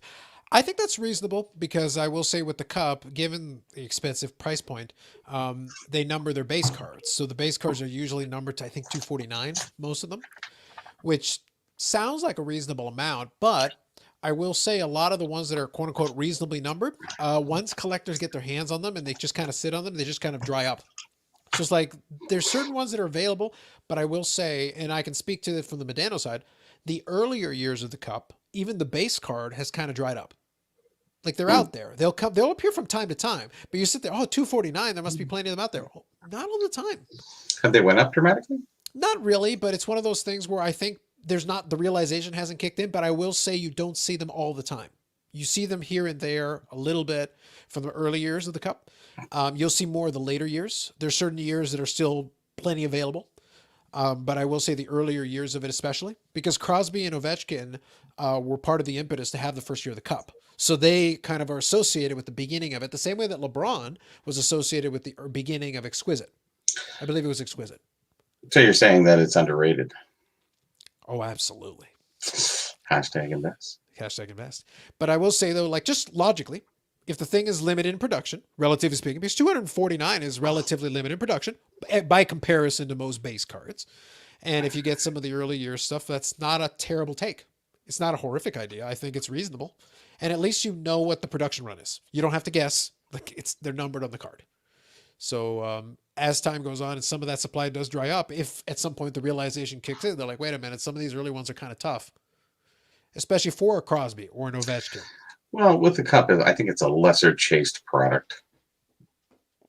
So I think they're, yeah, that's what we're Why? talking about, right? Just because of the expense of the cards Oh, themselves. sure, but the secondary market on some of the cards isn't so bad. It depends on the card. Understood. I'm just Yeah. saying, when you have 50 different sets of choosing a year, the cup might not be in your top 10 for most collectors on a reasonable budget. I get that, but the only thing I would throw out is that depending on the player you're collecting, because if you're someone who collects a player that isn't in the upper tier, quote unquote, you can get some of the really limited ones from the cup for $40 or $50 or $30 or $40, and if that's the case, you can get a nice looking card for $30. You'll chase it just fine. Now they still will dry up because some of the nicer looking ones will be out of 25 or will be out of 50 and then when they just start vanishing, they don't come up for a couple. There's a couple of different ones that are out of 75 that in theory should be coming up on a semi-regular basis. I don't see them Hmm. once in a while. And now if it's a nicer patch, they tend to go for multiples of what Hmm. some of the ones in that aren't quite as nice go for, because I've chased after a couple of them and watched them go for a lot more than I thought, and I bid aggressively, Hmm. and I've been very impressed. It's like, okay, that's fair. But I think Casey, your concept is may work out, especially for a Crosby. Somebody like a Crosby, I think I could see that, especially for the early years, The especially big, the bigger stars, the sure. bigger stars for sure. Senator says, can't say I'm enamored with the look of that slab. That's fair. I like the look of BGS the most, even though I have mostly PSA. No, I think it's a personal preference thing. It's a personal preference thing for sure, for sure. In case here just follows up, absolutely on the 2005 2010, they're harder and harder to find. Yep, and I do think they've been drying up quite a bit. I picked up the 2019-20 Crosby, first one I've seen with good centering. That's a key piece too, because if they're having any quality control issues, and centering is always the bugaboo for a lot of these sets.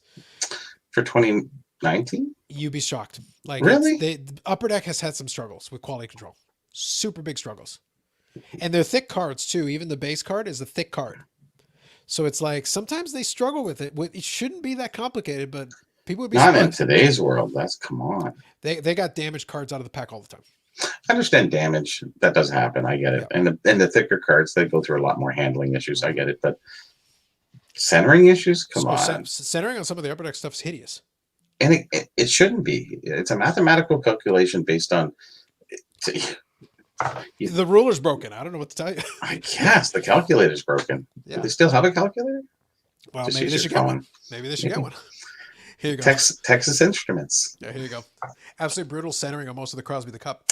Really? So I would say to you, That Casey, makes it more desirable I would say to you, for a centered one. good move then on holding out for a centered copy. Because then as the realization kicks in, it may become, for someone who's more discerning, it may become more worthwhile to them to be like, hey, let me find a centered copy, and then it becomes more of a thing. What year is that? Yeah, exactly. Yeah, you wouldn't think so, but you know what? I would say though, for a fan base, because what you find over time is that if you get the collectors, because if you're a Crosby collector, you probably have a couple of bucks because you have to have it. Some of those people can afford to be discerning, so they're not just going to want any. They're going to be like yourself. They're going to probably like try to shoot for the center copy, and that could in turn then be the one that holds a little extra value compared to the norm, because they're like you can settle for a regular one or hold out for the nicer copy. I think that's what's going on. Even though there's good eights and bad eights, good nines and bad nines, and I think people are holding out and paying the really good money for the really good higher end of that grade, because there's varying degrees of every grade The thing though is that makes logical sense though, because if you're a discerning collector, then that is what you should do. Because then if you have the knowledge base to understand that this is a difficulty, if you know that this is an issue, then holding out for the centered copy puts you at a decided advantage long term, because later on, if you ever want to divest yourself, it holds a little bit more cachet over the standard fare and the same thing. Yeah, I think people have gotten away from just buying the grade and buying the card now. I think there's a lot more focus in the last couple of years on looking at what's in the slab, the card itself. Not that just it's a 9 or 10, that you're looking really at a nice 10. And there is, like I said, varying degrees of all of those. And some centering, I always, it's on that line where you just, should that be a 9? I don't know. Nice. So I'm taking a look here. So Sanderson says, a Crosby the Cup raw patch auto just sold for $51. I go, I can't get the Medano most of the time for $51. Really? No, not these days. So I'll look here. I'll try. So why did Crosby sell for? That's what I'm curious about. Yeah. Was it a buy it now? Okay. 51 doesn't seem so. I think I see what they're talking about. Hold on. Okay, I get it. I think I know what's going on here. Let me take a closer look. I'll get back to you guys in 2 seconds, but I think I know what's going on. I think I know what's going on here. Somebody's misdirecting us. Yeah, so I understand what they're saying. Okay, here we go. I got it. Well, that's just stupid. That's hilarious, but also stupid. Okay, so let me show you guys. Show us, please. Yes. Okay. Now, you can tell me, Sanderson, or if this is what you're talking about, but I went in looking for this, and I came across. So, the Cup Crosby rookie patch autograph reprint. Is that what you're talking about? Oh, the flow of information. I'm just curious, because that $52. Now, it says right on it, reprint card doesn't contain the actual patch. Really? So I'd be curious then. Really? Because I see one for $52, and if you guys really want to bargain hunt, there was one for $34. Oh. It also had the same title with word reprint on it. There was one for $20. Really? Yeah. Just for contrast, by the way, guys, this card is from 2007 and 8 from the Cup, Crosby patch auto. Just for contrast. And I'll show you the card, but then I'll give you the actual price, because it's a best offer, so it doesn't show it on the screen, but I'll give you the actual price it's sold for. So here's a different Crosby patch auto. It was for $1,000. They accepted a best offer out of 75. So this one here, This one sold for, let me back up here. Sorry, let me close that. And I got it right here. So I will show you. Here you go. So it's right here, 500 USD. And that's more in line with what you would expect. And then this one here, 550 USD. That's more in line with what you would expect. This one's the scripted swatches, which actually isn't a bad price. $349 for the scripted swatches. That's actually not bad. Sanderson, or you just missed a zero. That's all. No, the thing is, if it's the $51, like if it's the reprint, that's I'm sure. Is that like? Are these official reprints, or are they just I don't reprinted? think so. I think, but I the thing think is, a couple of these have sold the last little while. I don't know what they are, in all honesty. I honestly think that that's one thing eBay should render. If it's not an official reprint, certain things were reprinted, but they had to go through the licensing issue of getting those reprints done. If it's not like it, people are selling reprints of everything. It clogs up eBay. It's horrible because everybody wants to make $3. Come on, I just printed it out, reprint wrappers. Yeah, and I can tell you that the one that I saw, the 3 different auctions that I saw that included the same title and everything, show the exact same image, and they show 15 out of 99, the exact same card. So like it's literally a reprint. It's the same it guy. might as well be a color photo. It might as well be a color photocopy. It might as well be virtual. Yeah, basically. At that point. Yeah, it's just silly. I hate all that stuff because, and they do everything. Yeah, no worries, Sanders. No, it's all good. But as soon as you say $51, we get immediately dubious. It's like, wait, let's look that up. Let's double check that. But see what can happen. A little embellishment, a little this or that. And sometimes you see things and you don't really see them for what they are. And here's one that I'll track since it's supposed to close in the next hour. I'll keep this one in mind. So this one here is active. This one is 355. Yeah, so 355. It's got a little under an hour left. Patch auto. What's the number? 75. What's the number out of 75? Yeah. Yeah. So 27 out of 75. Okay, nothing significant. So 1 out of 75 or 75 out of 75. Nothing too crazy. It is a normal patch auto. 2007-8 is a couple of years into his career, so it's not the rookie one, but it's still a nice patch auto. It's still a decent card. It's not his jersey number. It's not as because everybody's matching numbers, right, with that. Yeah. But I think this will be a good indicator because I've got it open in the other window. I'll leave it there, and I'll come back to it a little later when we're closer to the end. The other one was the best offer, was it? Or the other was the best offer, yes. Did we see the best offer price, or the best offer is $500 on the one that I showed you? From $999 to $500. Yeah. Ooh, okay. $999 is what you're asking for, which is I understand why you would ask it, but $500 seems reasonable to me. That seems in line with what you could should get for that card. Well, it's out of 75, so putting it out there for $1,000 and taking 500. He obviously knew he was taking a shot in the dark. You never know if somebody really gets desperate and hits the buy it now. You're not going to complain about it. That happens when you list something and it sells in 6 seconds. You sit there and go, "Uh-oh, I think and if that's going to happen, I would rather go high. I'd rather go high and be like, okay. Yeah, and if it sells that fast and you're high, then you're still too low. Yeah, true, but at least if you get what you thought was high, at least you feel better about it. Yeah. Yeah, so it's one of those. It's nothing wrong with a little more money. You may as well pick a number that you'll be happy with, because so that if it happens, at least you're comfortable. Yeah, I guess it happens in the other area. We come across rare things, rare advertisements, in-store advertisements, in which I picked up this weekend. And I picked a really nice one, and I had to really sit there and you have to say, man, what is that really worth? What are you willing to pay? But what is the true market value? Because some things I'll buy to scan and then or take pictures of just for the upcoming book, and then I'll want to put it back in the marketplace. And I can't really get a good picture because these guys shadow and everybody takes pictures with their phone horribly. So I need to get the item. I have to buy a lot of items, like I said before, to acquire them for the book so I can have good, clean quality pictures to demonstrate. If I don't have low res, it just looks horrible. I don't want it to be a shoddy looking, uncropped picture in a book or even on a website for that matter. So everything is cropped and really look nice, as my book always has. So I always wonder about, if I buy that for like $500, can I get $500 back out of it? Yeah, it's a really hard thing. So some cards you just never know. So this guy's putting it out there at like $500, but it's really $200 item. Yeah. because I bought things that were $200 and I could only get $75 for it back out into the marketplace. So you kind of sit there and go, well, okay. Mhm. It's always a bit of a chance because sometimes we'll have stuff where we're almost making up prices. Yeah. Because there's some stuff where you really don't have comparables. You're just kind of just taking a shot in the dark and going like, well, what could it be? I don't know.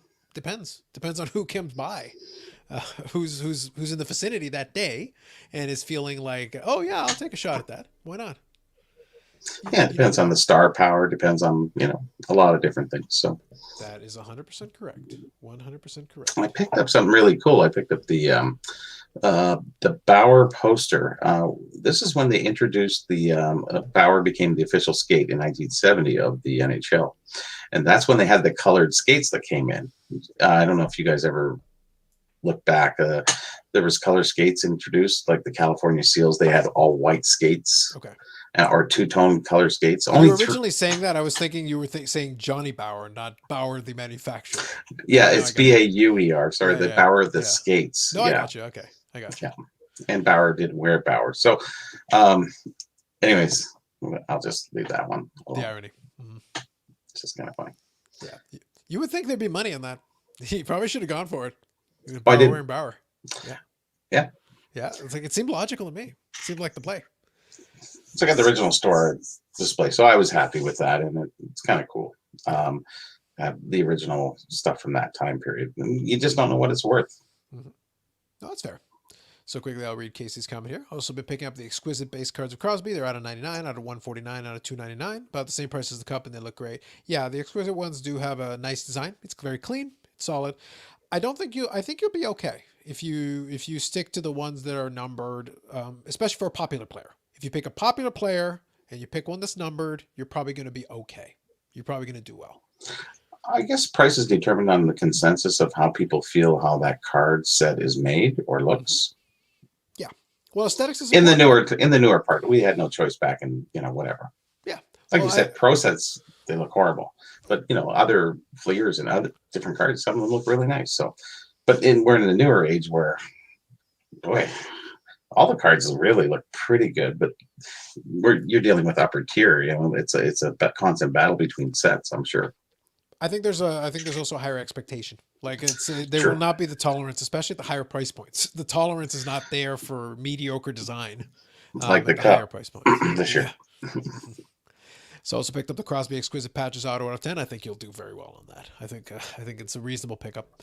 So okay, guy says after the other night, I'm intrigued by top loaders and when they were introduced. Yeah, that was part of that conversation as well, where we were trying to think back to like, hey, what about when the top loaders came into play?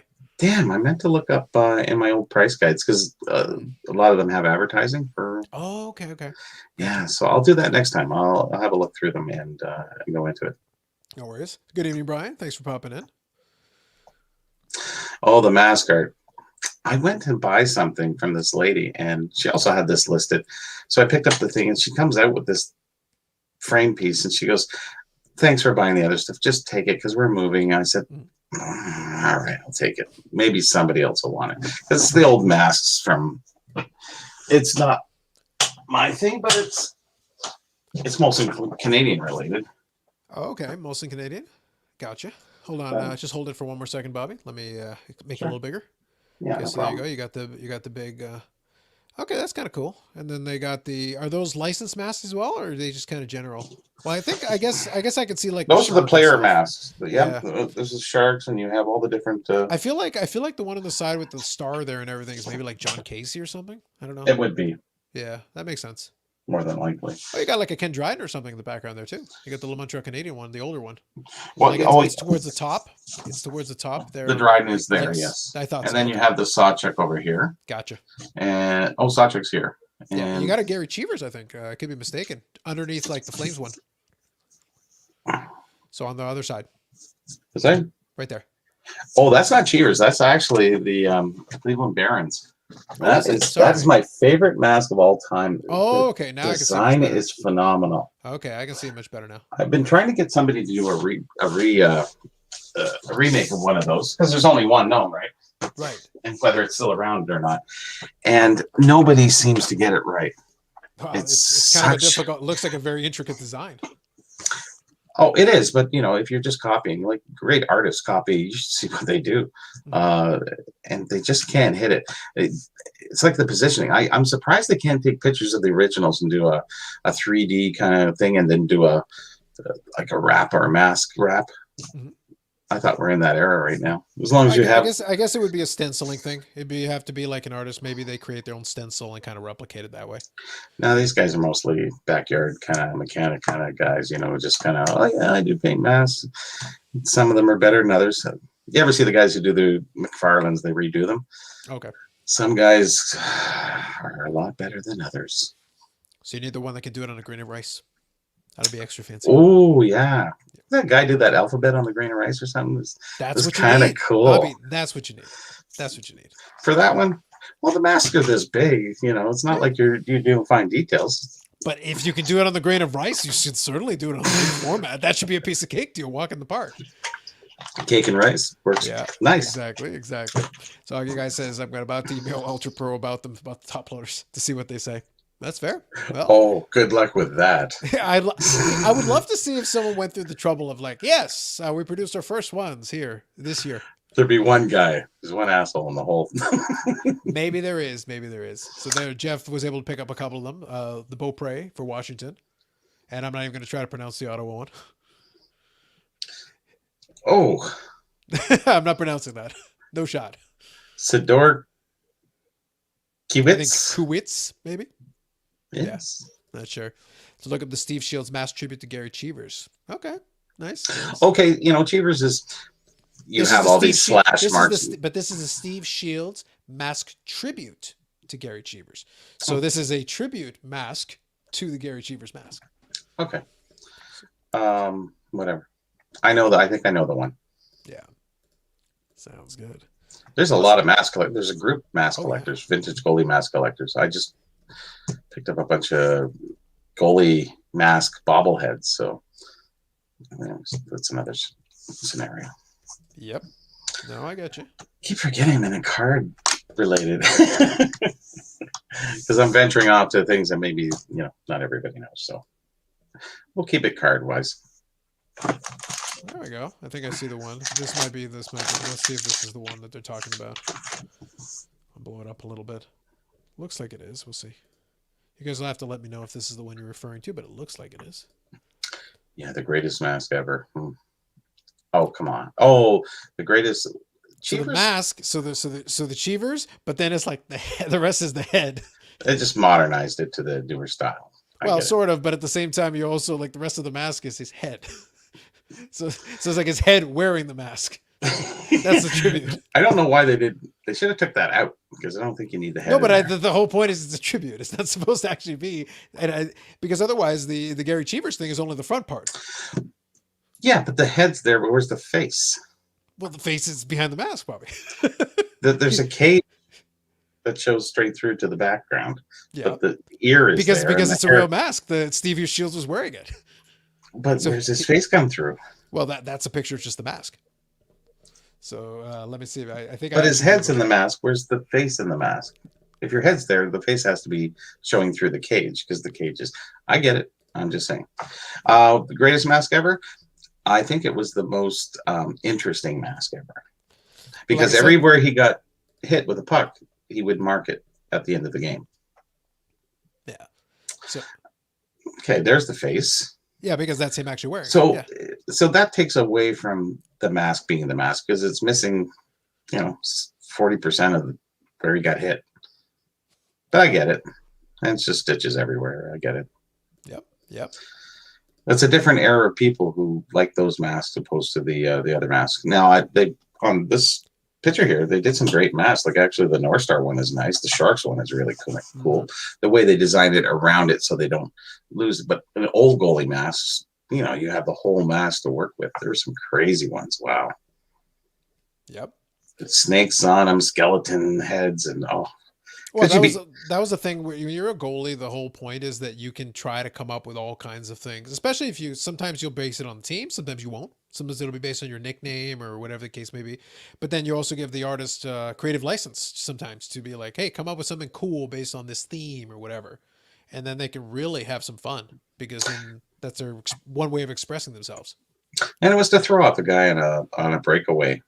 He's coming in. He's looking at your mask. You got a big Skeletor face there. It's sort of like what they do in basketball when the guys have their shots and everyone's in the background waving things. It's sort of Yep. It's a psych out. distraction. Yeah, it's It's a like psych. Yeah. So quickly, I'll catch up on the comments here. So sound it out? Absolutely not. So very just close. stop printing it, please. Yeah, it rolls off the tongue. We got to include the sandwich in there. Absolutely. He wore it in the games. Looks better when it's on. Yep, we were able to grab that picture. So just Graden. No, you got me on that one, Brian. So here, Hayward, Sharks Tom. mask. That was for Tom. Is that what he put down? So here he put Gilles Graden, but then he corrected himself to Graden.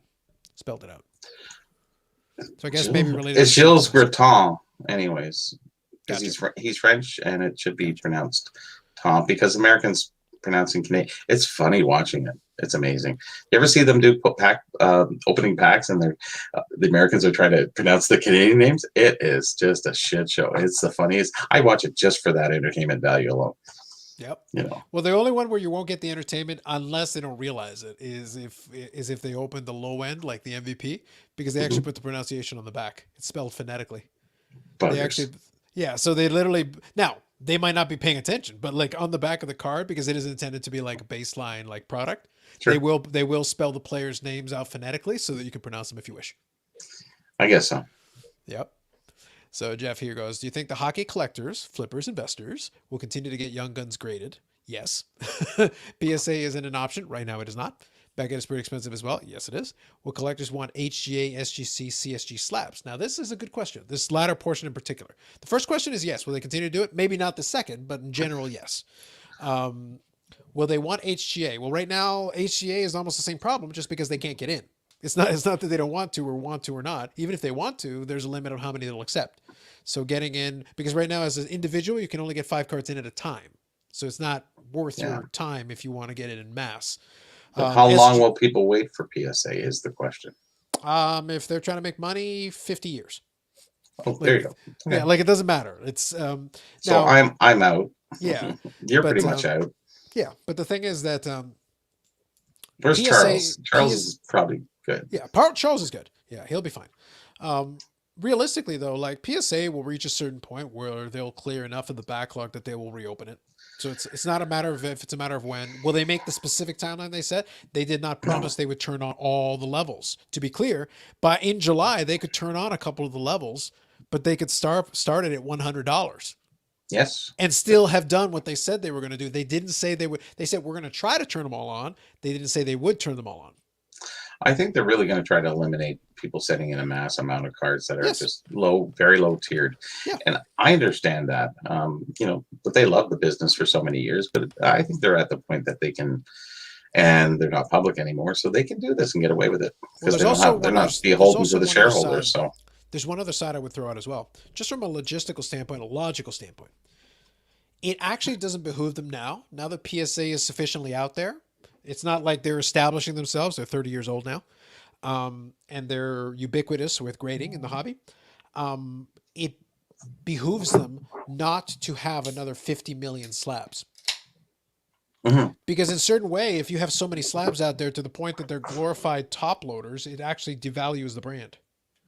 Especially if it's in a bunch of like garbage cards that probably shouldn't be in the holder.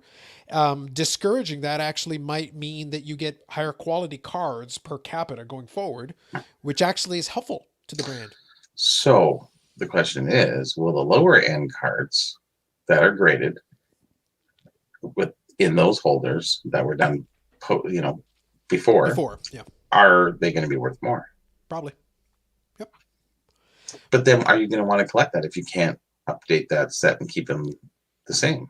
Well, it depends on what you're doing. If you're doing a set registry is a different story. Yeah, different conversation. That's why I said my thought process is maybe they increase the baseline to make it more expensive, but they come up with a way to loophole it so the set registry can still get your cards in because there's money to be made there. So, but you limit it to stuff that's in the registry and you leave some of that lower end tier stuff out. The registry's low though. Here we go. Leroy Diddy. Bye-bye.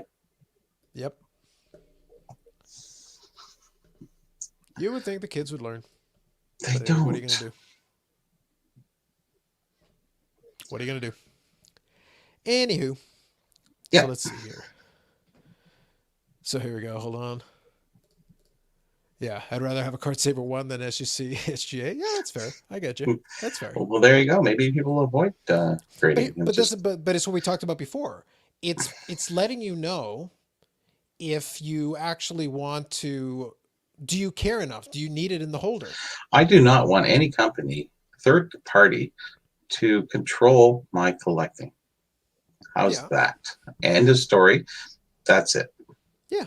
Nothing. But And if you let them do that to you, then you lose all sense of control of your collection, your hobby, mhm, and your options in the hobby. mhm. And I would never let that happen to me. And it hasn't happened until now to most. And if you want to let that happen, that's fine. It's just what you do. That's good. But I would never let any third party ruin my hobby. And No, I that's think fair. I think they have ruined it with what they've done. I do think though there is a whole contingent of folks that do let stuff like that get to them because the truth is it never, whether they do their stuff, whether they don't do their stuff, whether they accept high price cards, whether they don't accept high price cards, none of that can theoretically ruin your hobby unless you allow it to for some reason. But that's on you. Like Yeah, in reality, you can choose to ignore it. You can choose not to do any business with it. You don't have to do anything with it. It doesn't matter. Like no, it like really it doesn't. that's the thing. So I included Brian's comment because he had his 2020 Mike Trout PSAs. Like truly the bottom rung, like sub common. This is like not even up to common. They would need to elevate beyond that. Maybe if it was like a BGS 10, then it might be like common price. Uh, Pristine Black Exactly. Label, maybe. Black label. You got to be thinking black label at least. Hey, Mabel. So nobody got that last time. Yeah, exactly. Did we ever clarify that? What's up? The Hey Mabel I said out there and nobody did respond. We never did I get don't, I back don't to think that. anybody. I don't think anybody caught your reference, Bobby. Okay. It was Hey Mabel. Black Label was an old beer commercial. Anyways, Oh, okay. Which beer? Black Label. Oh, Black Label's actually the beer. Yeah. Yeah. It's How long ago was Black Label beer out? quite a few years, but actually you can still buy it in Jamaica and certain other Oh, okay. places. Yeah, it's but it was everywhere at one point in time. It was a very popular beer, and I don't know. Did it just You become still less see it popular? around. You can see. Yeah, I guess so. It Because was I had just. heard, I hadn't heard of it. I'm not It was a familiar with that one. cliche. It was just a nice, a nice commercial. No, I get that, but like I said, I had heard of the beer, like the If you beer see the itself. label, you might recognize it. It's Okay. very pop. If you're looking at antiques or whatever or something, and you're going to see it. Probably kind of. It's in little stubby bottles too. Hmm. Okay. Sounds good. Did you ever drink out of stubbies? I guess they redid the stubbies, did they not? I have drunk out of those before. Very They're rarely weird. because it has to be a lot of the beers that I have don't use them. They use pretty regular bottles, but it Well, they depends. kind of go retro every once in a while with certain That's things. right. I get it. Yeah, That is right. That is right. it's like drinking Coke out of a Coke bottle. What an idea. Mm, You can do that. It's a novelty these days, Bobby. yes, I know. I lived in the time. The novelties are just novelties now. Yeah, that's right. Guess I'm just going to include this here just so we've got it. Let me get this here. Just making a little adjustment. I gotcha. No problem. So one other thing, I'll kind of re-emphasize it. Yeah, I'll just put the date on there. Just including it. Just the date of the next stream, so folks remember, just in case. It's going to be on Friday. Just a good to give the reminder. So Perfect. Sanderson Door, my dad drank it all the time in the 80s. There you go. So you got it. Very nice. Very nice. I knew he would know. Nice, nice. Um, so kind of re-emphasizing what I said before. So I'll remind on the two things. Number one, the link is pinned if anybody wants to pop in and join. So that includes whoever. It can be Brian, it can be somebody else, but you guys know. Second thing, as we go along here, there's different topics. Really, the topics are pretty much based on you guys. It's kind of whatever you guys want to talk about. Because we can sit here and chat about whatever.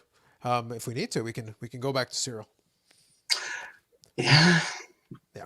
No, we're not going to Captain do this. Crunch. Come on. Listen, I bought another box of Captain I Crunch. almost bought a box when I was in the store, and I went, It's no. good, Bobby. It's good. Ah, it Don't just knock the Captain destroys the Crunch. roof of your mouth, though. If you're used to it, Your mouth is you worth sacrificing, Bobby. Like you it's not that have to important. acclimate to it and You eat do it. not need the roof of your mouth. It's minor details. Don't worry about it.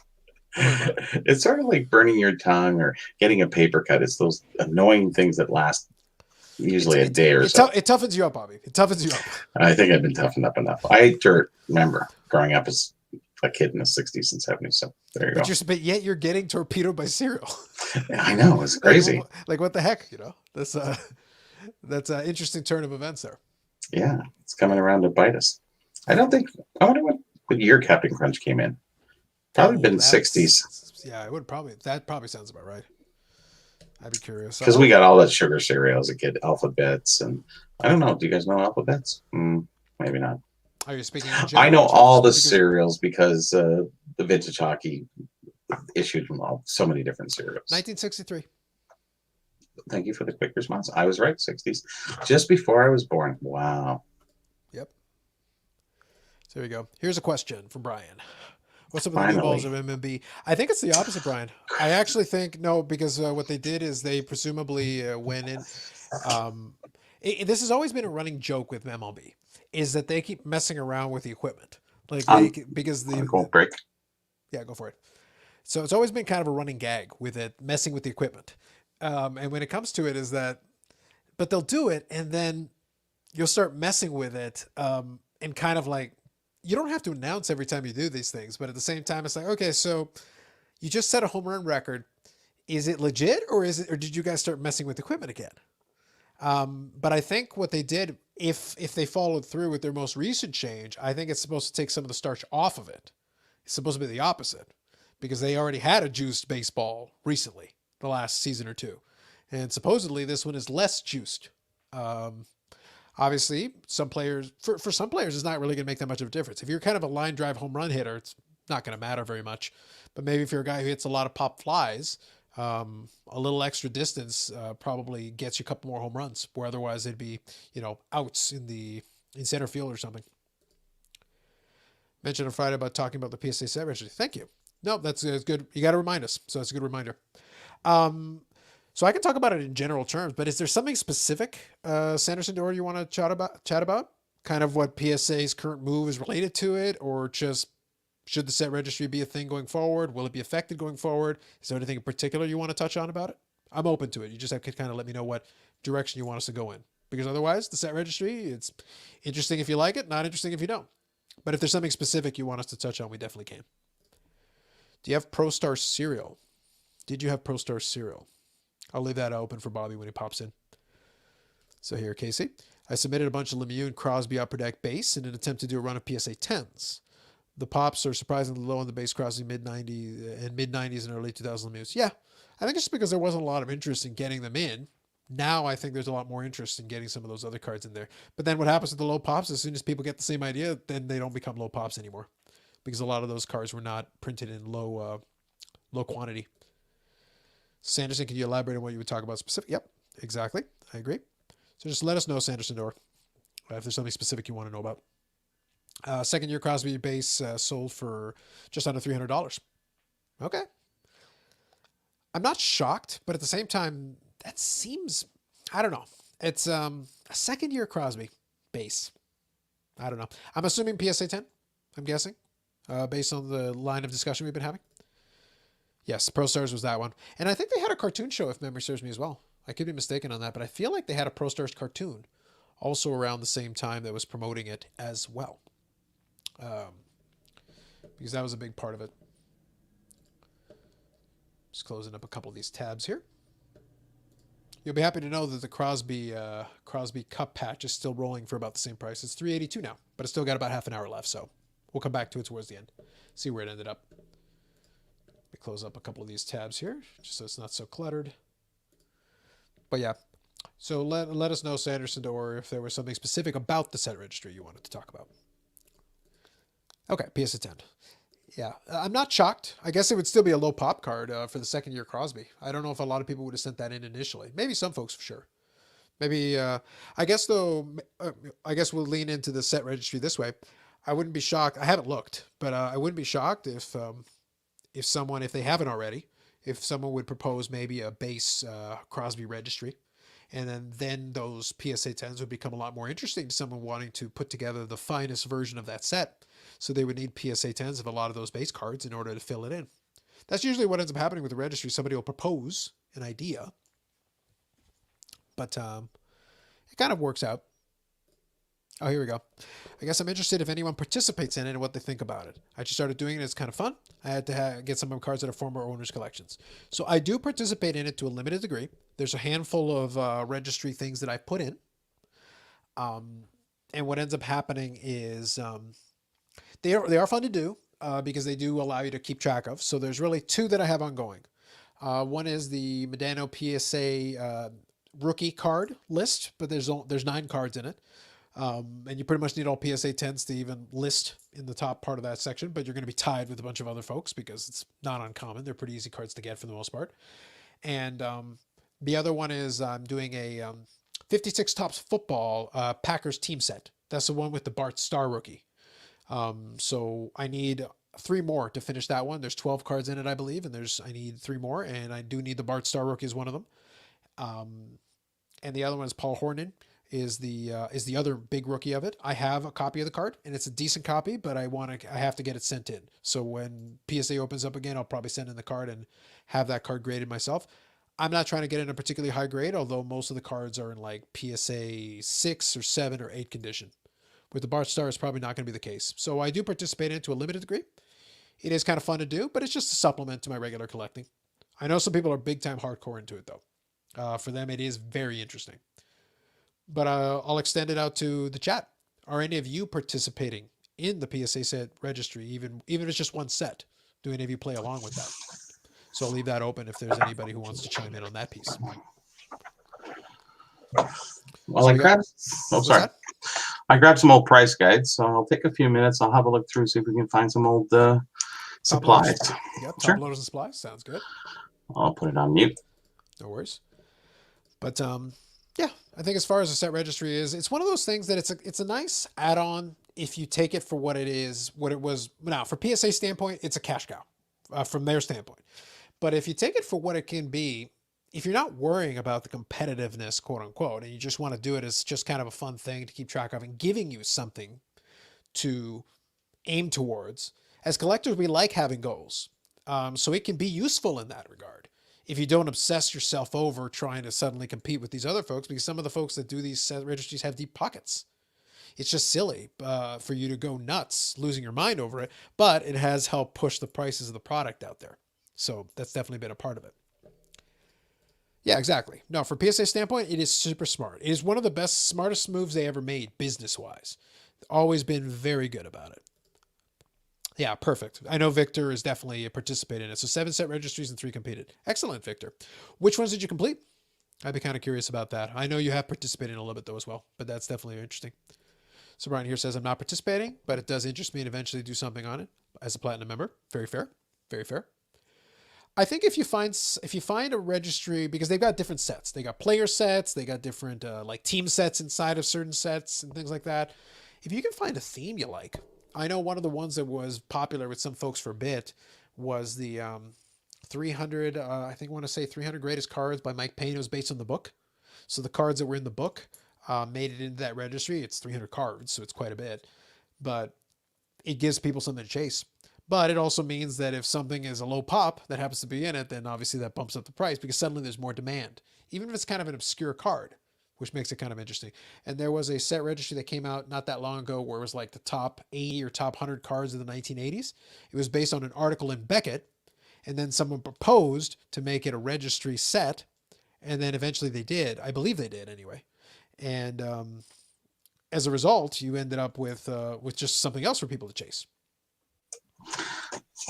I'll just pull up some interesting things that I do see along the way. Sure. This one's kind of very interesting. All right, hold on. Let me zoom in here. Spectacular offer: 100 hockey cards, more than $3.95. Look at the Messiers.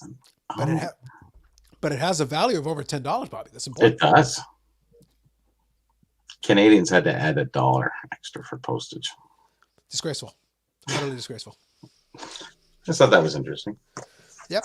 And I remember ads like that. I'll say I had a 1993 Beckett guide, the book.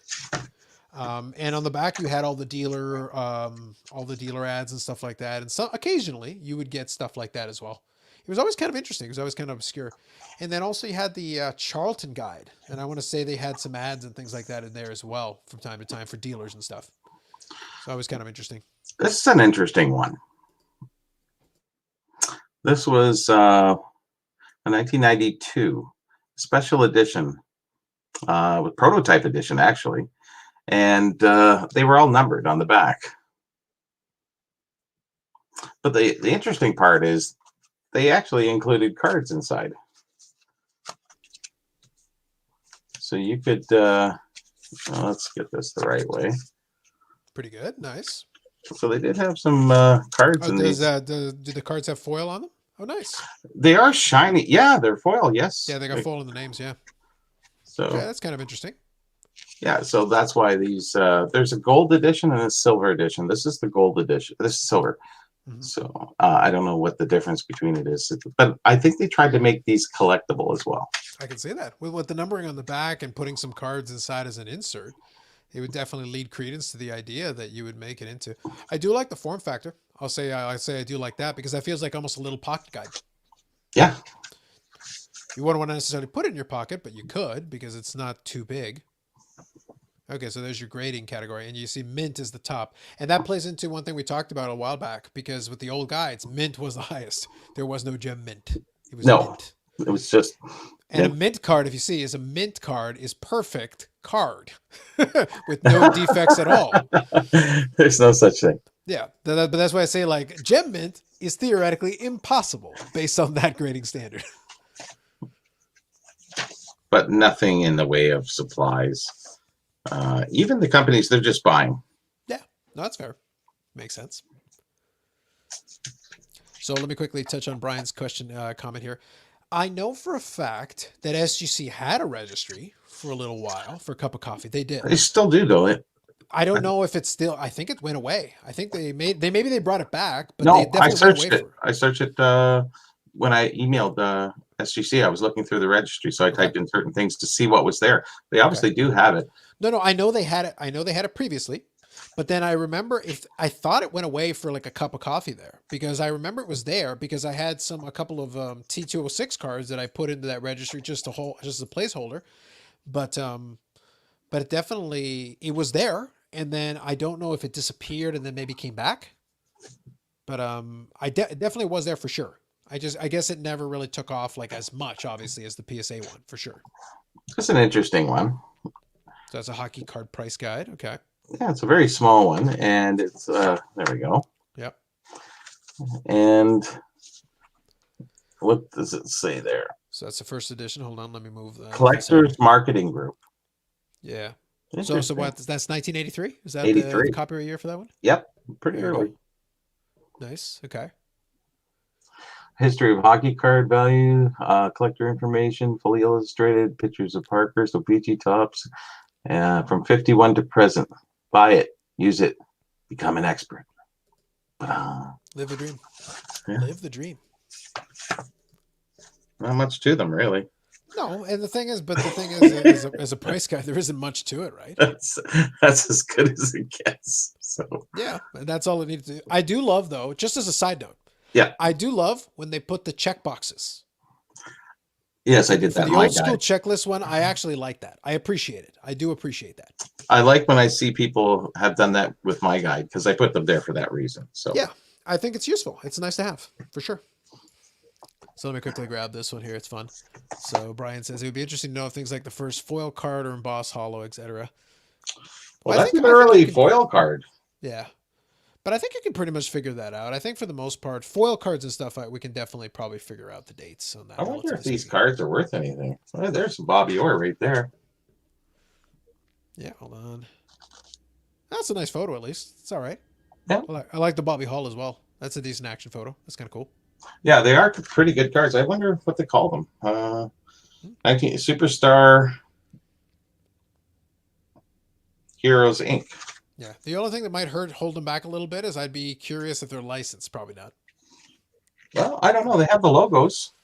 No, I get you, but if you think about like, so for that particular one, 92, yeah, maybe. yeah, like I'd be a little murky. It'd be like those are like broder cards in baseball. So you can see the back of the cards. It's like a traditional card. It shows a picture on the back too. Well, at least they designed. At least they took the time to design the back. Oh, and they used a different photo too. Nice. Yeah, That's good. That's cool. yeah. So the front photo would be there, and then the back photo would be here. Well, I like that they took the time to pick a different photo. Nice. Yeah. Interesting. Yep. So I'll include Casey's comment here. SGC should start a trimmed card registry. Might be as big as a regular registry. Are you suggesting that SGC grades a lot of trimmed cards, or are you suggesting that they should keep track? I'm leaving it open. So here, Jeffrey Griffith seems to have the most, if not all, the hockey #1 registries. Yes, yes. If you're familiar with Jeffrey Griffith, he wanders around the expo quite a bit. He started off as a young guy, collecting a lot of stuff, and did end up putting putting together pretty good set registries for hockey stuff, and then also wrote a book for Gretzky cards, and I think a different book as well. But the Gretzky one I remember for sure, and then definitely that. And I think he also became a doctor, didn't he? Jeffrey Griffith? I have no idea. Did he get a doctorate in what? I don't remember, but I believe he did. I could be mistaken, but I thought he did. He may have. Yeah, because he was a smart young guy. I remember. Relatively speaking, he's still a pretty young guy, but There's a pretty early one too. 8081. Oh, 8081 is definitely an early one. Yeah. And on the back, wanted. Oh, hockey postcards? Postcards, yeah. Does it say there reach out to Bobby Burrell? Hockey postcards. I'm not such of a postcard kind of guy. This is out of Montreal, Quebec, Keenan Eccles. But there's nothing in here. Again, we just have their condition guide. Mm-hmm. And it goes through that. So mint. Yep.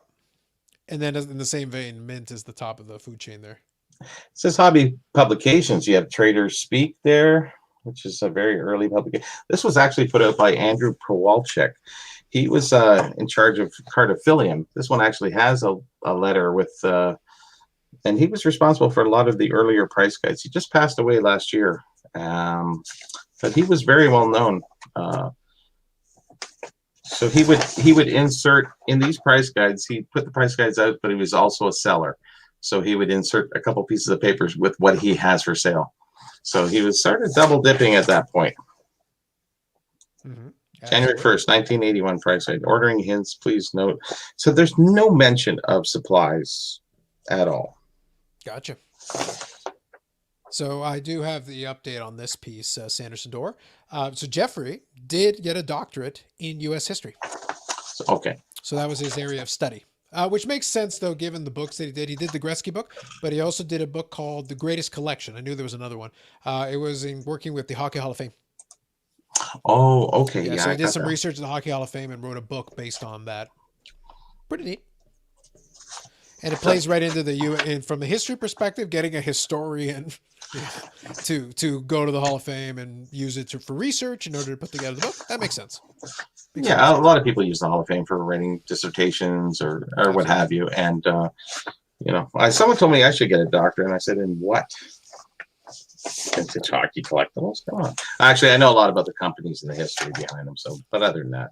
Well, the thing about it is someone who graduated with a bachelor's of arts history, and that is one of the avenues. That's one of the paths you can take if you so choose.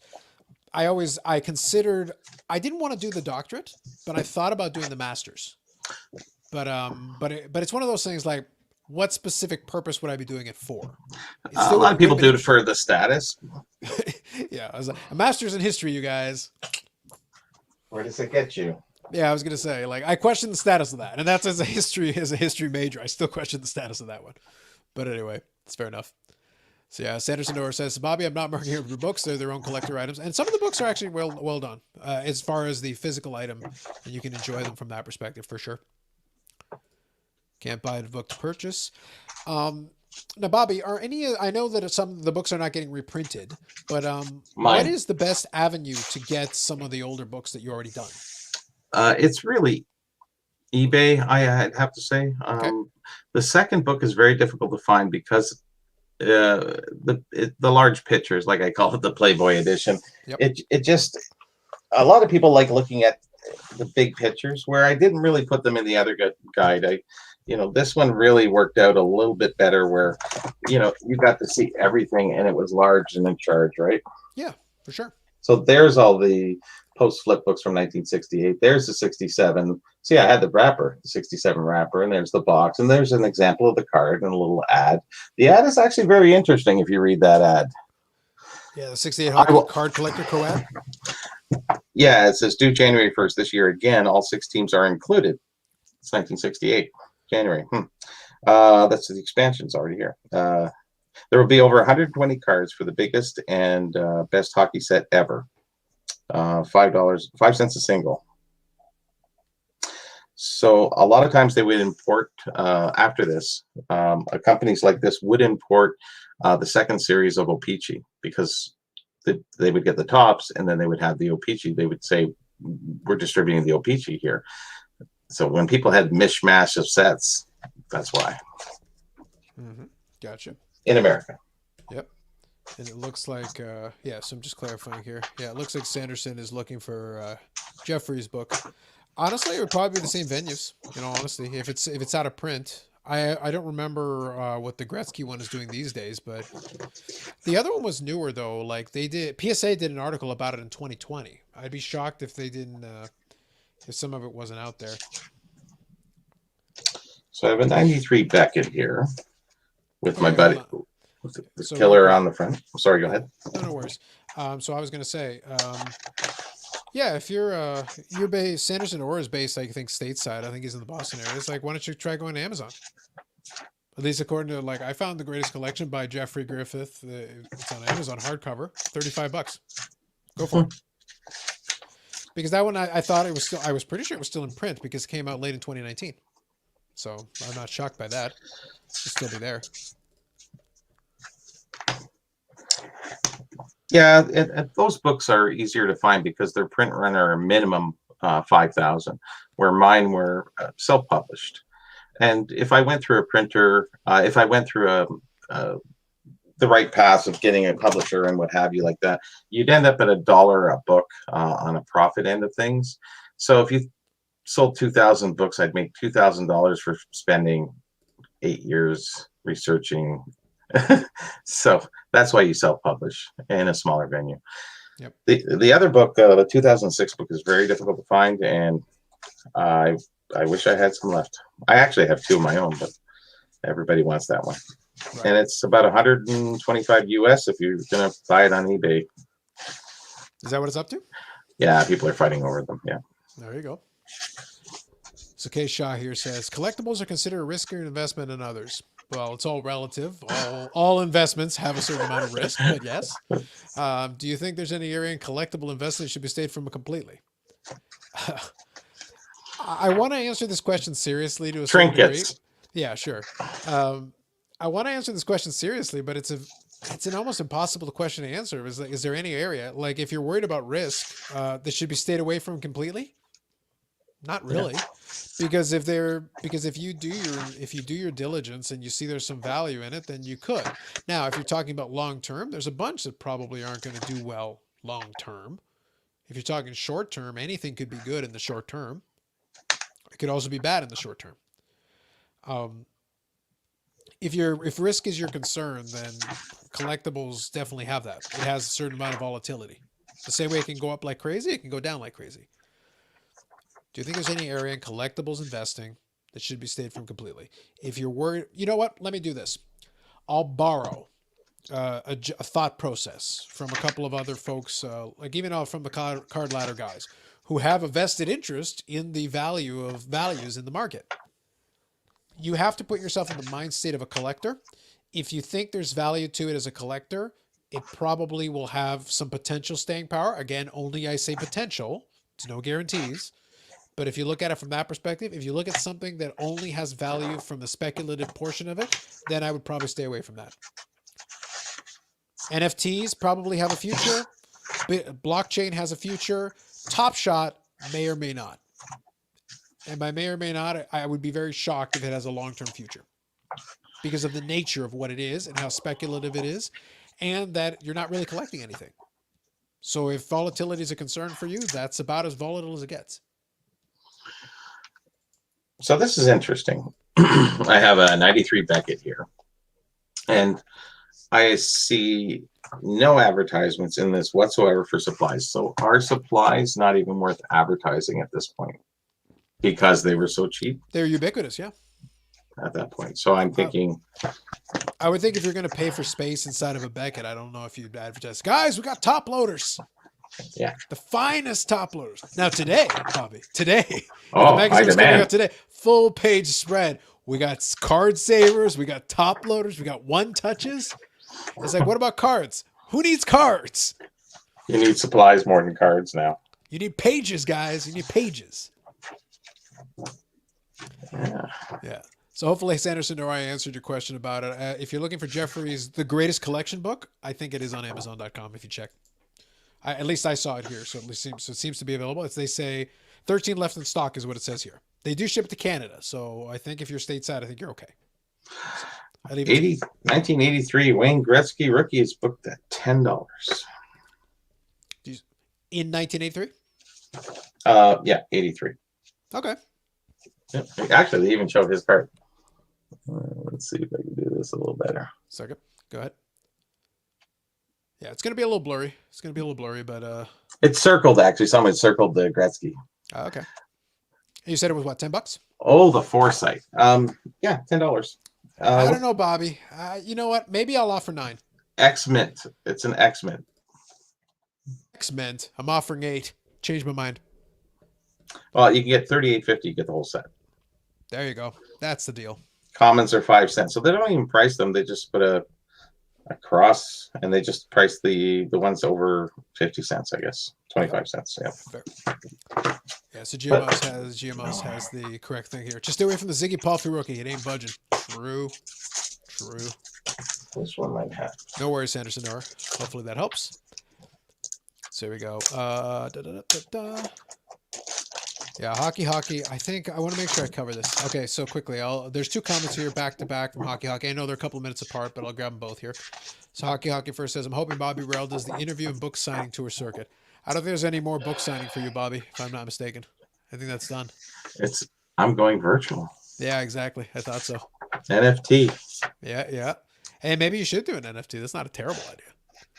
Hockey here says, Bobby, when your book comes out, this one is going to be virtual. I don't think there's no physical book. There's no more physical. Too much money. Yeah, see if you can get on the Toronto Mic'd podcast. Not familiar with that one. The who? Toronto Mic'd. Never heard of that one.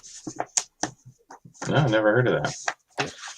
I'll look it up real quick while we're talking here, so I can check. I've got my podcast app. I can check. I'm on a podcast right now. Yeah. Well, you sort of. It's funny because I joke about it, but it's like I don't know if I'd ever consider the YouTube thing a podcast unless you're specifically like putting it that way. Now, mind you, I do put it out there like as a thing that people can download for their convenience, but it's not structured like a podcast because it's so reliant on visuals. So it's one of those, like if I put something on the screen and we're just looking at it, go, oh, that's nice. That's not really great radio, so to speak. It's like, oh, that thing on the screen that you can't see. That's well, nice. Joe Rogan calls it a podcast. So, Sure. I think that word has morphed into covering the video part of it. I think most people say, oh, I started a podcast. They're going to sit there and say, so it's just what we're doing right now. Yep. Because there's really no technical word. What are we doing right now? Like, what do you call it? No, I would call it a live stream, and I would call it a YouTube archive live stream. That's really what it is. Like it's live stream, but it's archivable, so it's sure. Yeah. Puts it in the podcast sense. I would say if you want to go that route, though, I would call it a video podcast because to get the maximum impact, the video helps. Because if we put something on the screen, then you'll get the full impact that way. You can still listen, but you're not getting the maximum. You are losing a little bit. Yeah, the only discerning difference is video or audio, I guess. So. Exactly, for sure. So I did check out Toronto Mike podcast. So it's from torontomike.com. It is a podcast. Discusses the various issues of the day and chats with interesting guests about the serious and not so serious. An authentic, controlled chaos with a Toronto spin. Well, it does keep you local. So apparently it's like an open forum podcast about a lot of topics. Sounds like that one Jeremy goes to. What's it called? Where they all talk on. I forget that. Oh, the one on Saturday mornings? Yeah, something. No. The one they go into late at night afterwards. Oh, but that's Clubhouse though. That's not a podcast. This is. No, it's just an audio kind of. Yeah, I understand, Yeah, but it sounds like current events, whatever's going on, they're just kind of discussing openly. Yeah. Because there's no specific intent. Whereas, yours is specific, but I think this mic is just related to Toronto. Like hockey's related, everything's related to Toronto, as it is all over the world almost. Yeah, I would say though that if you in a podcast, there is room for a podcast that just keeps it general about a variety of topics. It means you could be talking about anything. Because But you have a low sense of audience at that point because the topics vary too much. It can, but I think there is a group of audience that just wants to listen to people just talking as background noise. Like it serves a purpose as like, hey, I just want to hear something. That helps. Yeah. So quickly, I'll grab. So there's the earliest one, 1976. So this is a 1976 guide? It's not a price guide. It's actually just checklist. A checklist, yeah. Gotcha. So, and it's pink. Yeah, so here Brian says the card supplier is the smart guy who sold shovels and pans to gold miners back in the day. Who made the money, right? That's where we're at. Yeah, there's money to be made for it. So Sanderson North says NFT, not for touching. True. That's it. Perfect. Yeah. So Thanks, Brian. Brian. So Brian, we touched on this one. Where do you purchase the books? It's pretty much eBay now. Bobby doesn't really have any more copies for sale. I have the 2015, but the other earlier ones, no. Right. And I don't have many of the 2015s left. A dozen, less than a dozen. Right. Now, if you do have about a dozen left, are any of those going to go up for sale on the site? If for whatever's left over, here's the last couple guys. Have at it. No. Actually, I have upped the price. When the book first came out, it was $25 at the show. Right. I made it. Through advertising, I kept the price low because I got a lot of advertising dollars, and I wanted to sell them. I wanted people to, because the other bigger book that cost a lot more, I was charging $50, and I had to drop it after the first year down to 35, and then eventually it went to 25, and now it's up to 125. There you go, typical supply and demand. And this book was 25. I had it at 50. Shipping's a bugger. It's like 20 something dollars to ship to the US because it's £1.50, and across Canada it's $14, $15, $16. So I'm selling it on eBay for 65 US free shipping.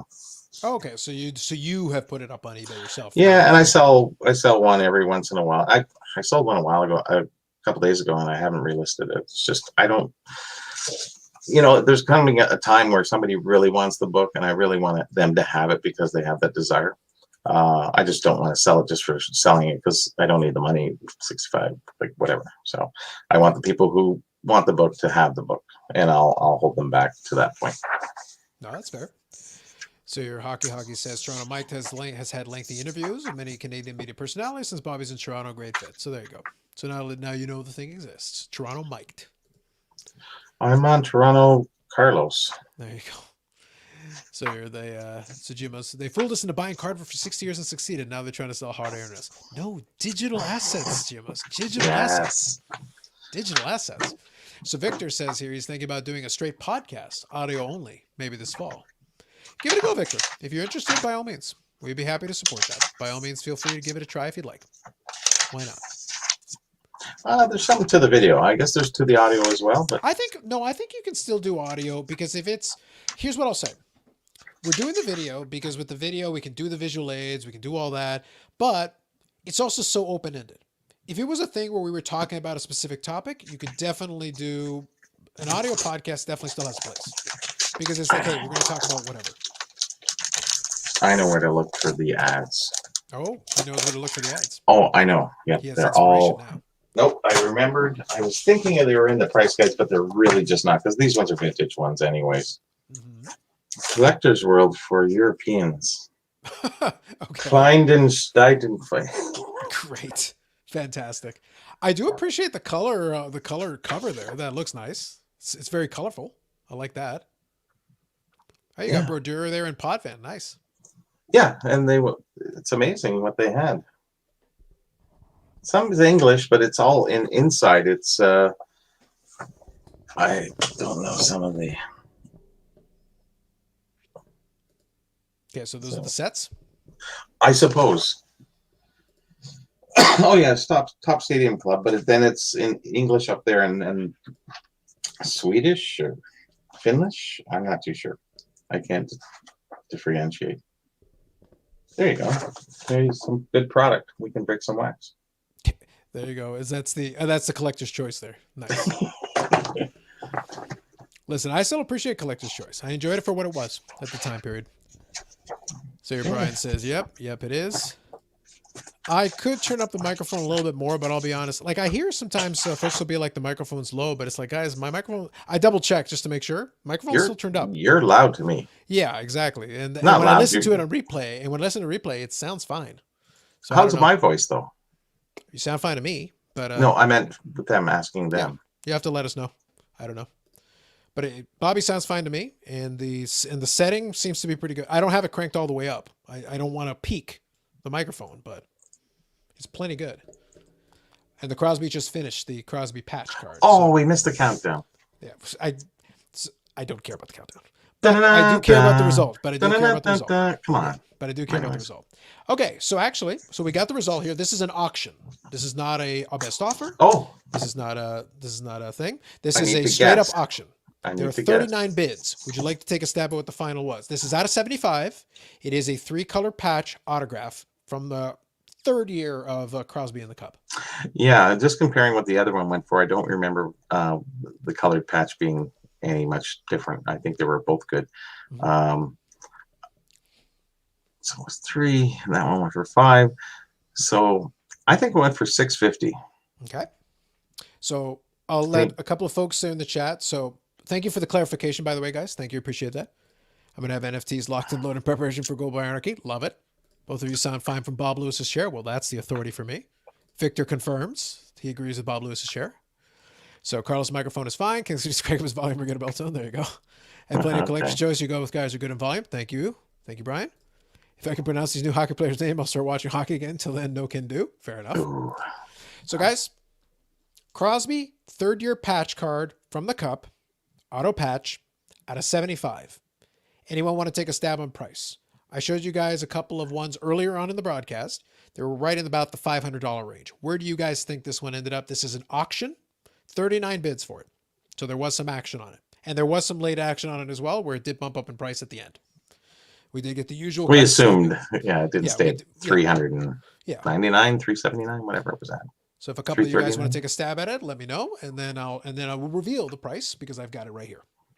Okay, reveal it when I come back because I'm gonna get those other ones that have supplies. Go for it. So we'll give a moment here before we reveal the price. So go ahead, Bobby. So I'm gonna let you guys take a stab at it. Okay, Brian says 1,200. Bob Lewis's share says 987.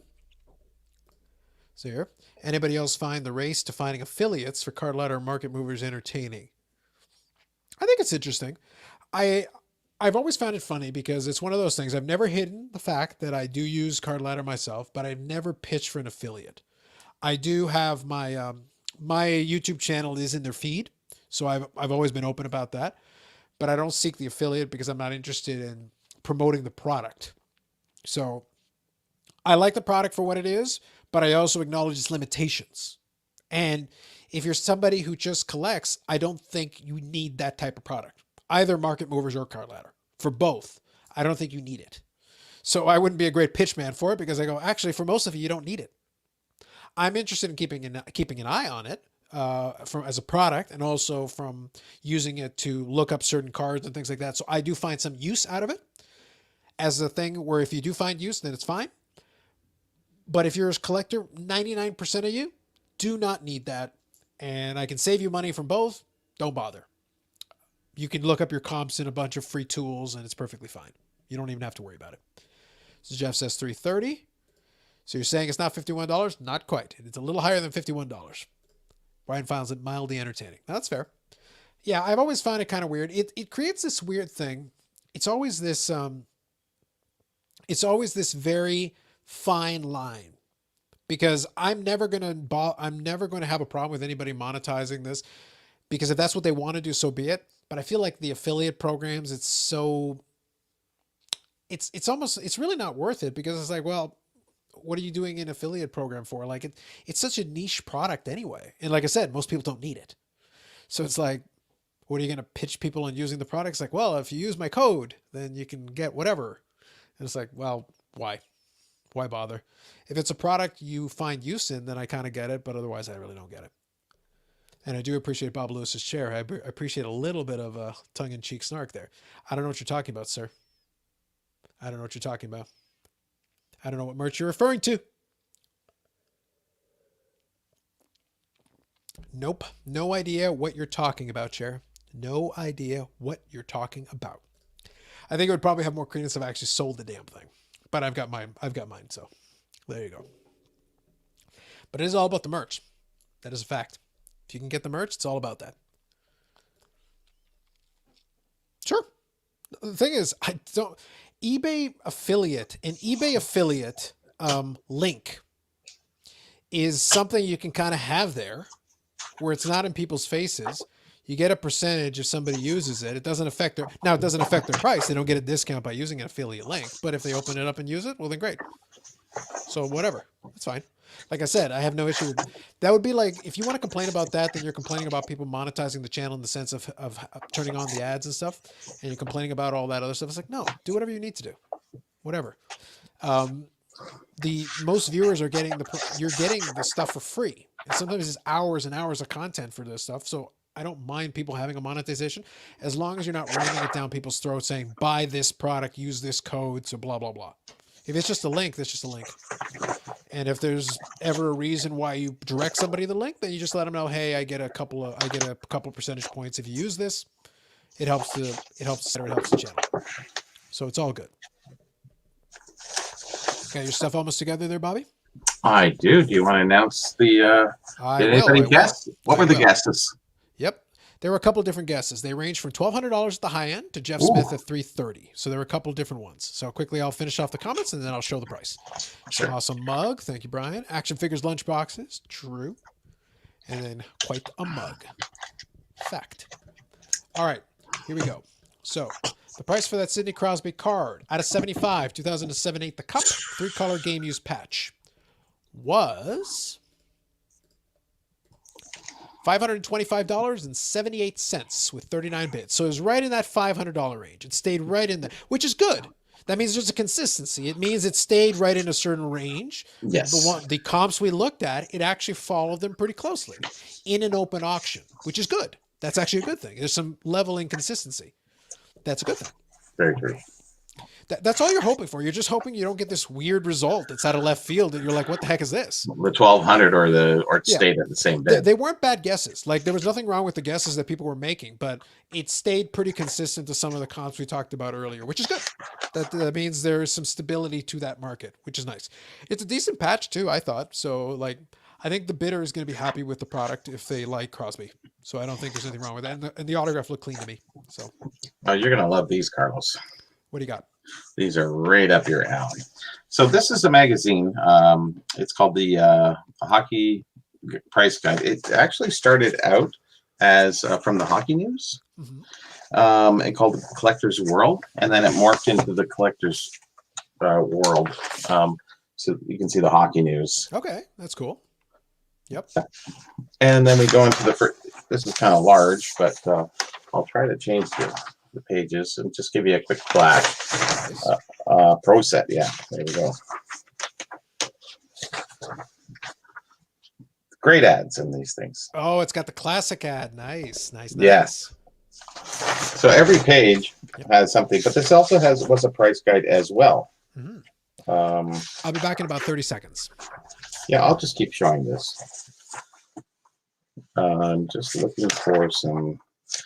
I'll give you some. Here we go, guys.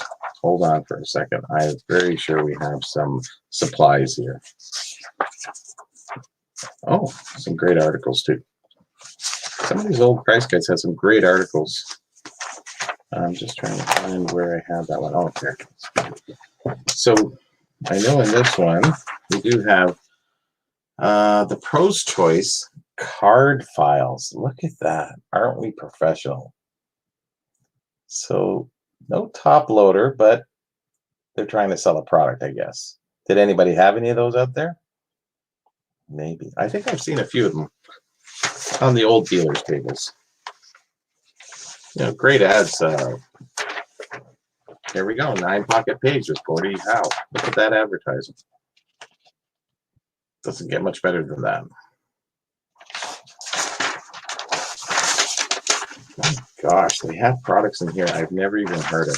I think that's where Carlos would truly enjoy these more than I would. Not that I wouldn't enjoy them. I'm just saying.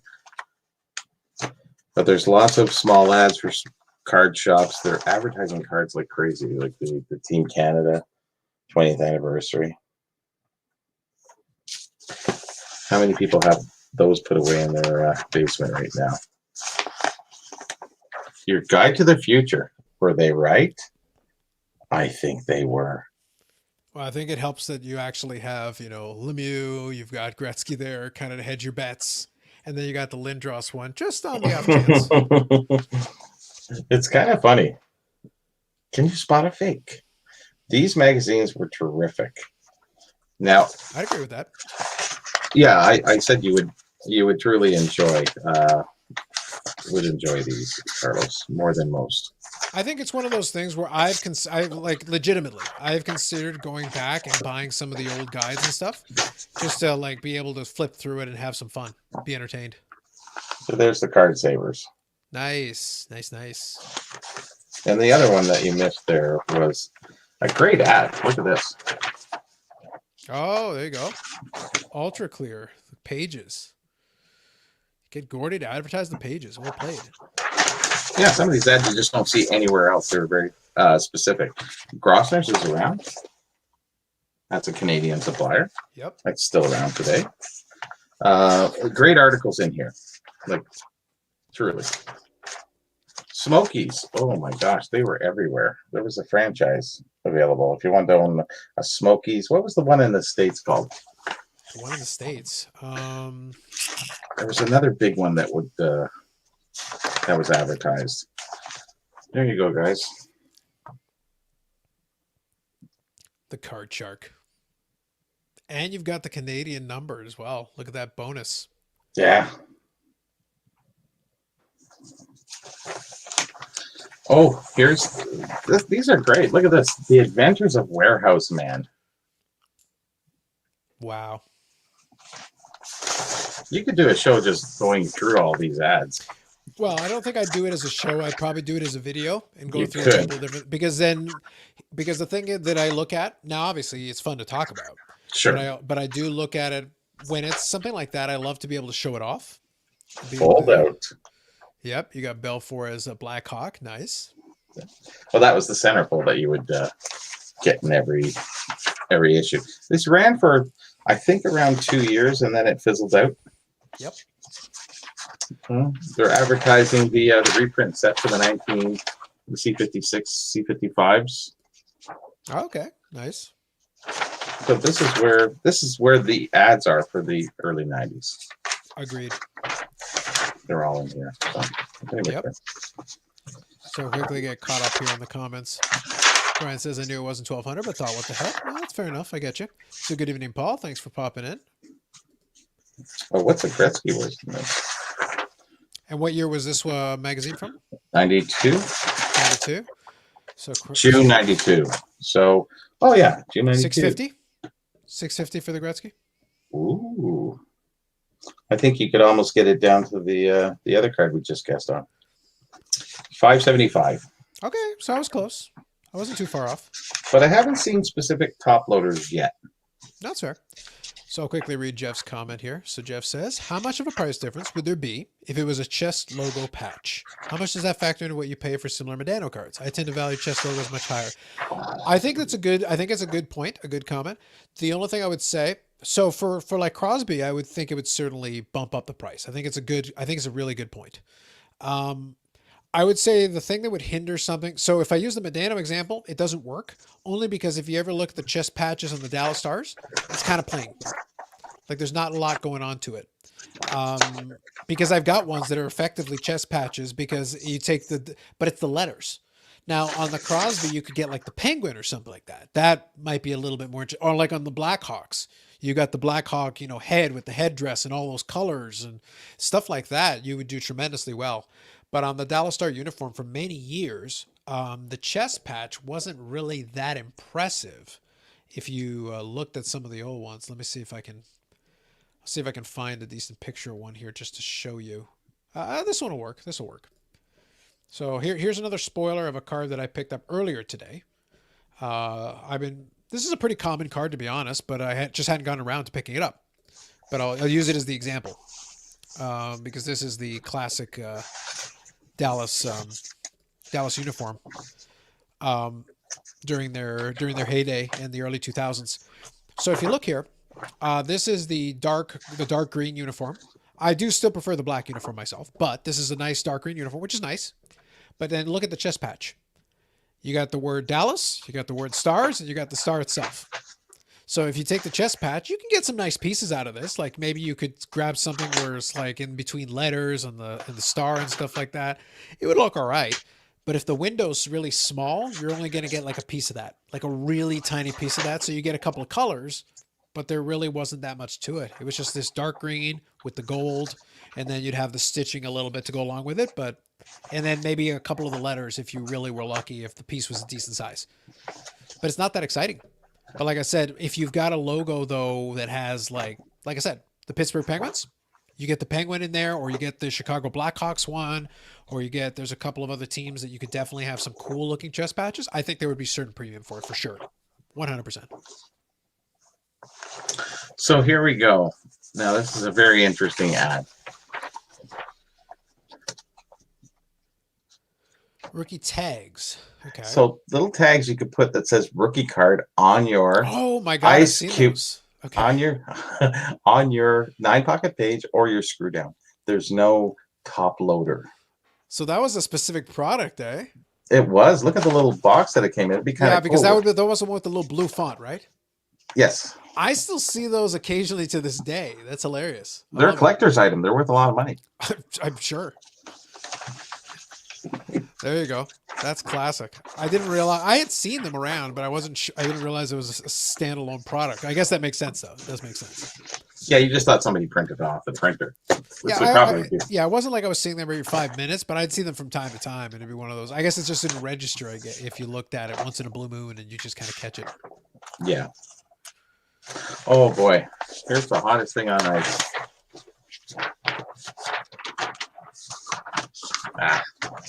1990-91's Pro Set. Love it. My gosh, eh?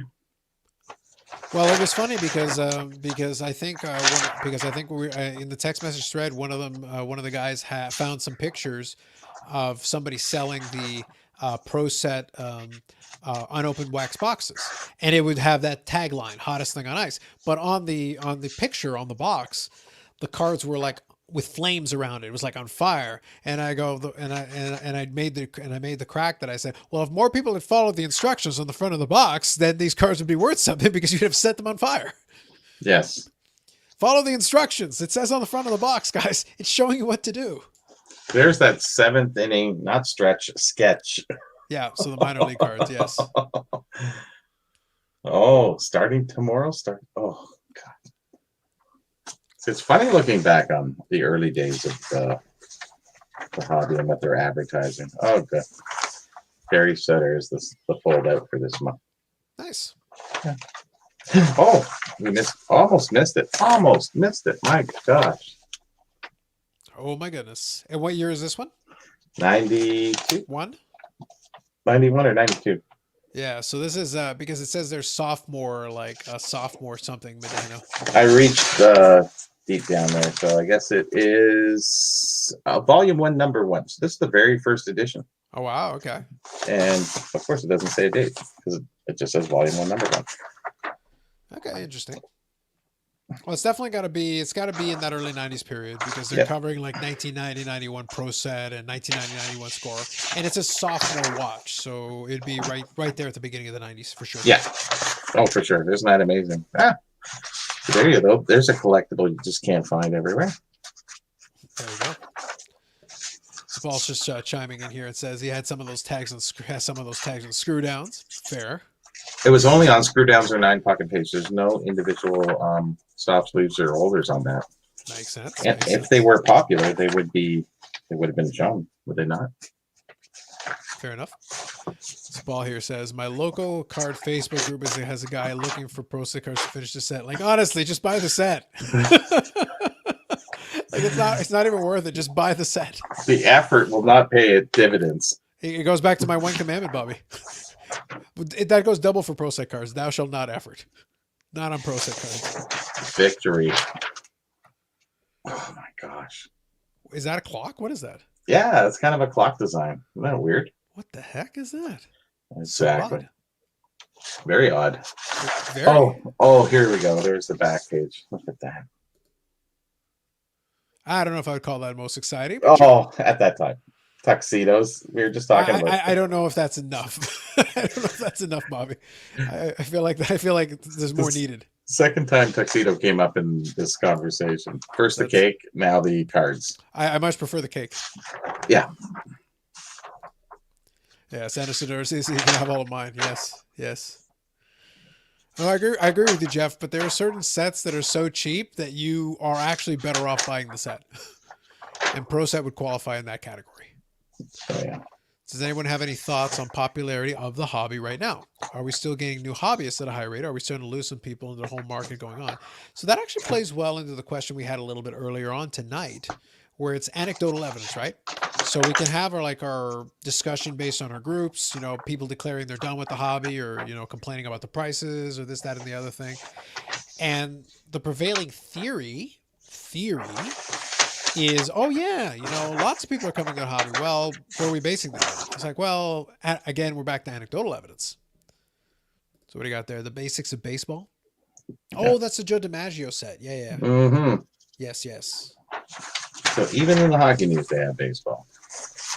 Well, they were pretty popular at the time. Can't argue with that too much. No. Like I said, these books are really kind of fun to go through.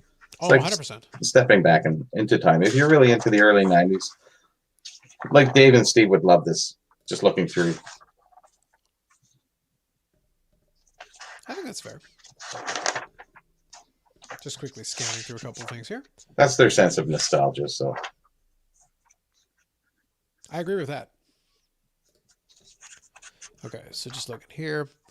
Yeah, so I think it's a good question. So Brian's question, I would pose that to the chat. Obviously, we're still going to be talking anecdotal mostly. Like, we don't have any data points to be able to pull from that. But I don't know. Are you guys finding in the groups that, in the circles of hobbyists that you hang out with or chat with or whatever, what are you finding as the prevailing feeling on that? I believe there's people coming in, but, and this is this huge thing, but people that come in, it's hard to determine who's coming in that is a hobbyist because you're using the term hobbyist. Money in the system is money in the system. So if I'm looking at it from the hobby economy standpoint, then lots of people are coming in. Sure. And lots of people are spending money. Sure. Hobbyists, what percentage is that? 1%? 0.5%? And hobbyist is determined differently. Correct. A hobbyist is something you partake in at your leisure. Yeah. That doesn't really necessarily involve a larger sense of money. So it's something you enjoy more so than you invest in. Yeah. And here's the supplies for the time period. Okay, so you got some supplies there. Not a top loader in the bunch. Now, but you see though, while you don't have a top loader, you do have the baseball card collector's kit. So you've got that there. Oh, you're the kit man. Yeah, I forgot. Yeah. But I'm saying that is the kind of thing that was in abundance at that time. Mm-hmm. Like if you went to I guess Kmart would be a good example. Yes. Something like Kmart, you'd see something like that in the early 90s. That was the kind of thing that was out there pretty regularly. And that was a gateway. That was a way to get, for kids and, the binders and stuff like that. And it was all that kind of thing for sure. So very much, but there's not top loaders here. There's no ultra pro. There's no. I just don't think the emphasis was there. I really don't. I don't think the emphasis was there at all. So Jeff's just chiming in here on Brian's question. I don't think the hockey hobby has been affected by the current boom as much as basketball, soccer, football, or baseball. I do agree with that. I will say though, and this is maybe a good way to put it, we're not going to know for sure for one very good reason. I think the majority of people collecting are not watching live streams like this, are not commenting in forums. They're just doing their thing. Either they're still collecting quietly and just proceeding along as normal, or they've walked away and just not announced it to anybody. They did not do the press conference. We didn't get to benefit from press release letting us know that they were done with the hobby, because they just like, look, if I'm interested and I'm in, I'm in. If I'm not, I'm out, and I'm out. But they're not making a big deal, a big announcement of it. To be fair though, hockey has not appreciated as quickly as the other one, because the base of fandom is, the fans that are there are super passionate, but the numbers don't match up with some of those other sports. So that's why I think you see the big difference. That's always been part of it. Sports card memorabilia spring expo. Nice. So that's Toronto International Center. So that's and I love that it's still Airport It's Road. the main building. Yeah. That was that, not the hangar it's been in. Yeah. Gordie Howe. You got Daryl Sittler and Tiger Williams as well. Yeah. And to be announced on the Friday. A 3-day show, 300 dealers. So 92, pretty early. I think it started right at 91. I think 91 thereabouts. I know that I can only speak for myself. I can say that I started attending the expo right around 95. And I've attended I've attended basically every expo that I was eligible to attend, with the exception of maybe one or two, since 95. So twice a year for obviously the last couple of years notwithstanding. Nobody attended the last couple. Mario. A fold out. Nice. So they did a good job with these things. A lot of interesting articles that I didn't show you. Poor quality scans of the cards. Yep. They're about the size of an old Toronto Sun newspaper. Yeah, I think it's fair. So here, Sanderson Orr has got a comment here. I was at the LCS the other day, and a father had a son, probably 10 with him. The kid was looking at basketball cards and wanted a Zion card, and was excited to see it. And then here follows it up with, it was kind of sad to watch his face when he was told he couldn't have it due to price. I don't think this encourages passion for the hobby. No, that's fair. I get it. The only thing I would point out to, like I said, we'll see. We'll see how this plays out.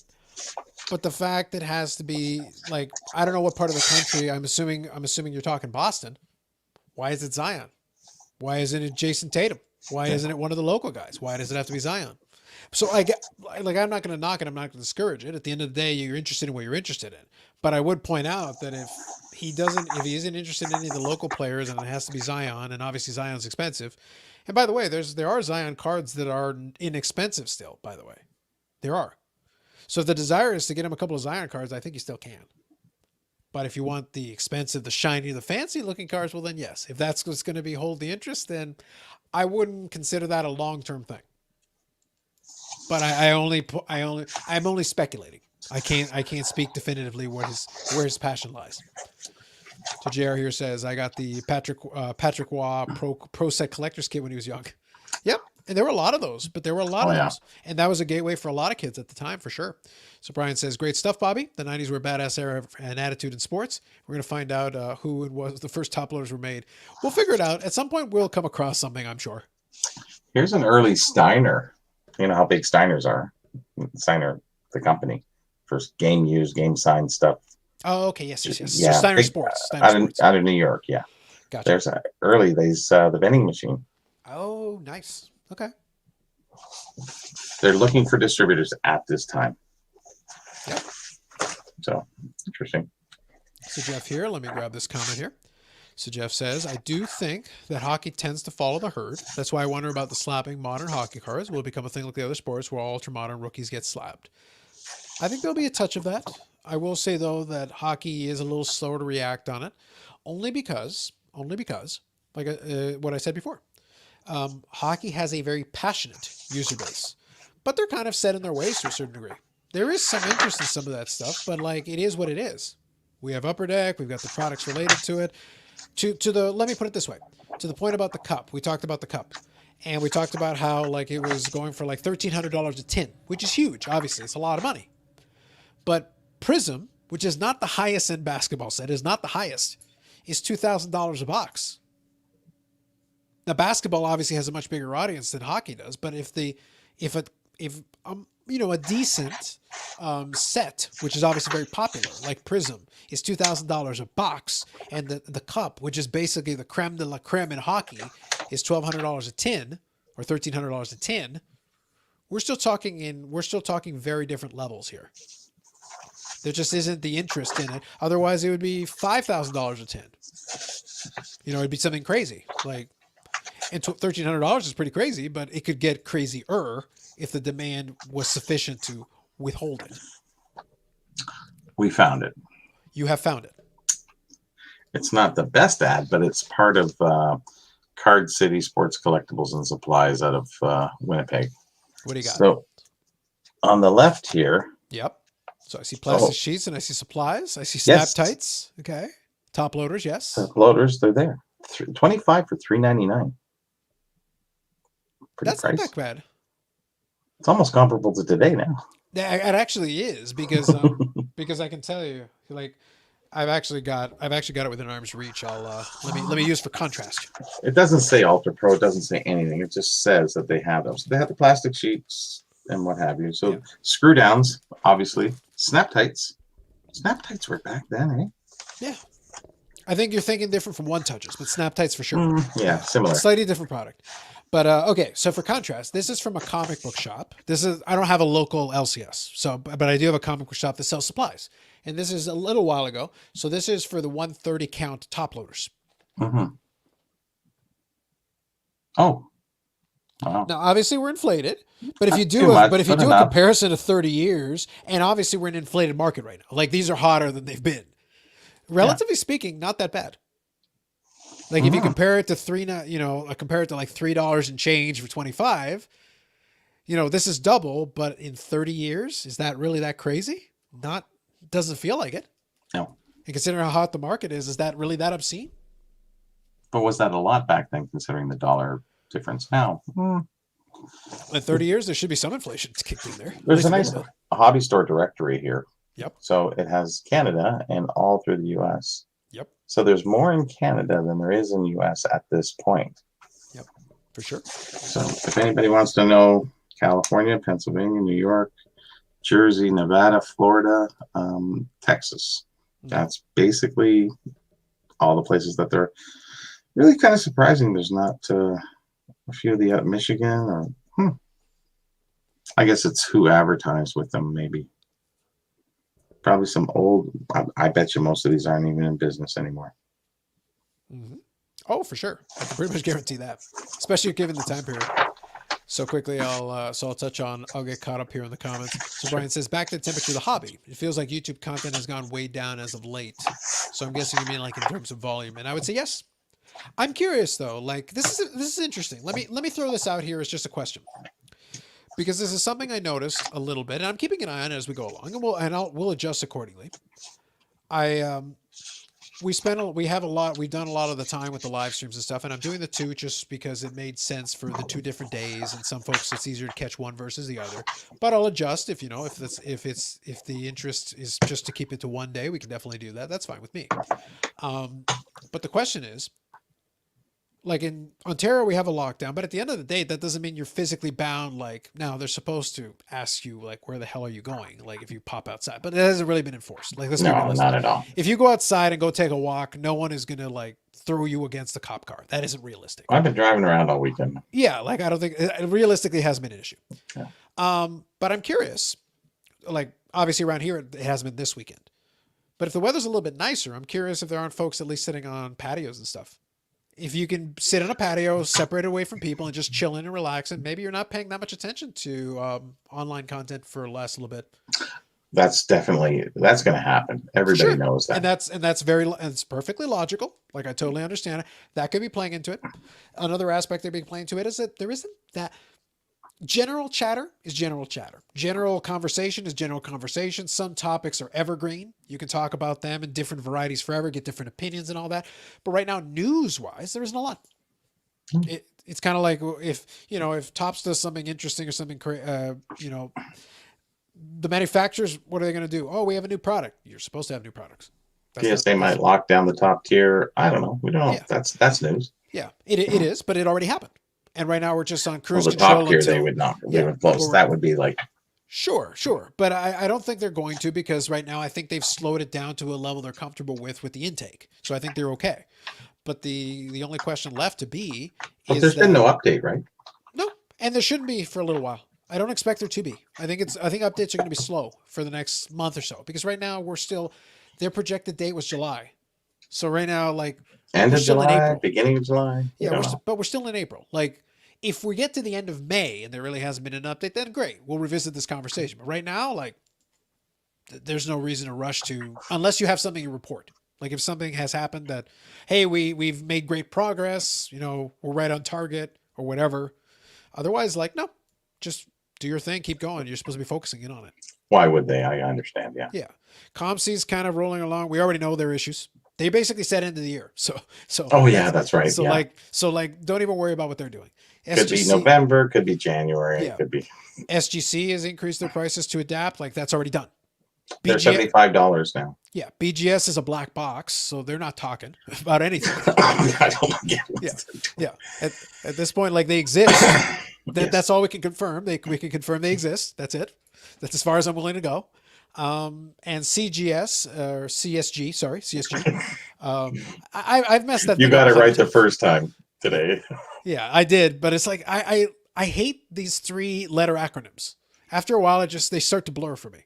Like they really do start to blur. They just mull together. I get it. Yeah, but they did adjust their dates a little bit, so it feels like they're realizing some backlog as well, which is normal. That's to be expected. And they did acknowledge a backlog a little while ago on a podcast, so I did hear that. So it's like I'm not shocked. But otherwise, it's been quiet. Like it's right now we're just kind of in the hobby, just kind of cruise control. There's really nothing too crazy going on. I really enjoyed Eric Myers on Jeremy's show last night. And he's Okay, working for this was the PwC. second one. This was the after The hours. overtime. Yeah. Yeah, Thought that I've was heard him talk. I've heard him talk a bit. He's an interesting dude. very much. Oh, and his story is so interesting. I thought that was quite enjoyable. It was nice hearing the personal side of their journey, and his is quite extreme. However, it was a very interesting. It was fun to hear that, opposed to just regular hobby chatter, which there really isn't anything. So we're just rather than hearing fluff, it was nice hearing a good, wholesome, true story. Well, but I think kind of speaking to Brian's question, I think hobby content right now has to be. I think it's pretty much polarized down 2 lanes. You pretty much do have the collector focus lane and you have the investor focus lane. There is still people watching it, but like there's only so much you can do. Like if you're in the investor focus lane, it's like there's only so much you can talk about. If you're in the collector focus lane, you got a little room to work with. But like I said, I feel like there's going to be a little slowdown for the summer. Like it wouldn't shock me because in lots of parts of the country, even if it's getting as far as your front yard, I think some folks will be like, let's get away from the machines for a little bit. So it wouldn't shock me if there's a little bit of that. And I think that's the one big difference between the modern and the vintage is random stuff comes out and very interesting items come up, and they just show up when they show up. Sure. So there's always something new and interesting to, in my Facebook group, the posts are never ending. People find new stuff, get new stuff in. It's just a constant resurgence of information and new information, or pretty much the same information, but I mean different items or different things. So it's that's the vintage part about the hobby is I'm always surprised, and I do like being surprised. I do like some things that are new. Mm-hmm. Whereas new product, I guess everyone gets excited about new product and they want to see how it is. Yeah. But Similar. that's the thing. It's but that's part of the reason I don't spend too much time talking about new product. I acknowledge it and pay attention to it. Even the stuff where they've got cards I may follow, my interest in it is minimal. I'm not interested in hearing the manufacturer tell me much, but it's like, nope, give me the spec sheet, give me the checklist. That's all I need. Information wise, that's all I require, because then I know what I'm chasing or not chasing. And then I'll do what I do or not. but otherwise my focus is on the collection part of it. It's the acquisition. Like, what am I Yeah. chasing or not chasing? So I don't need to know too much about it. So I don't need to spend too much time paying too close attention, other Sure. than simply knowing it's there. Yeah. Makes sense. So it's one of those things. So I include Jeff's comment here. So David Adams football comparison for the National Treasures football. First off the line case, a 4-box case was $23,499. You know, wow. Who's in? Put your hand up. Yeah.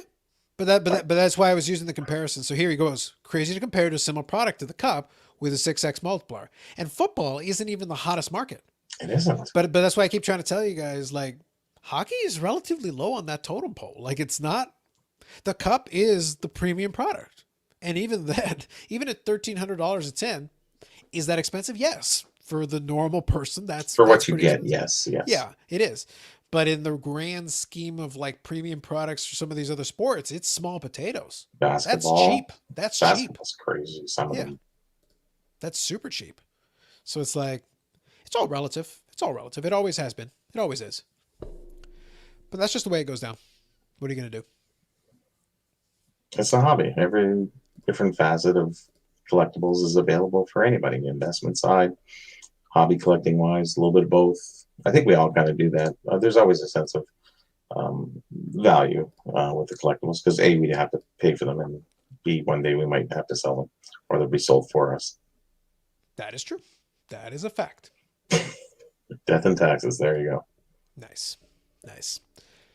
All right. So what I'll say, folks, is that I think we just hit the 3-hour mark, so we're pretty good to start winding her down. Sure. Any kind of late thoughts and things? I do appreciate you referencing some of the classic. I as soon as I saw the collector kit, I chuckled. I like the collector kit thing, obviously for reasons. So I do appreciate that. But yeah, I think though maybe I'll bring this one up here again real quick. I will be interested to see because I do monitor the content side of things. I wouldn't be shocked that there remains a bit of a slowdown for the next couple of months unless something interesting happens because it's like aside from a new news topic, I think as the weather starts improving in certain parts of the country, I think you're going to find that some folks are like, okay, let's just take a breather and go do that. I don't use it too much myself, but even where I am, it's I literally have a front patio. Like as soon as I go outside the door, like I can go right here, sit on my chair, have my beer in hand, and just sit outside. Yeah. There's something to be said for that if the weather's agreeable. So it's not a bad I thing. go on the porch. Yeah, exactly. It's kind of fun to get away from it for a bit because especially when we're going hard for month after month after month, it's nice to get a little bit of a breather, get a little bit of a break. It went hard right from like COVID time from the movie right up to January, and then it went super hard. Mm-hmm. So it was sort of like the last hurrah, and then it kind of now we're just in the floating mode now. So we're gonna round the bases around what September, I guess, and by the time everybody gets their vaccine, it'll be pretty close to that time period. And then hockey will sort of be back in the swing, not the other sports, but I'm just saying hockey. Mm-hmm. And people will be out doing stuff. They'll be watching games. They may not be buying so much in cards. I don't see the resurgence coming back anywhere close to being as hard as where it went. Famous last words, Bobby. Fast forward 6 months. So, Bobby, it's up 4,000% from where we were 6 months ago. Carlos, delete the video. Yes, that's right. Exactly. Hey, exactly. It's you can say something or not say something. It's just my. No, the thing is, it's fun. I think it's good. I think it's good to have a stance. Even if, I think people assume that for some reason that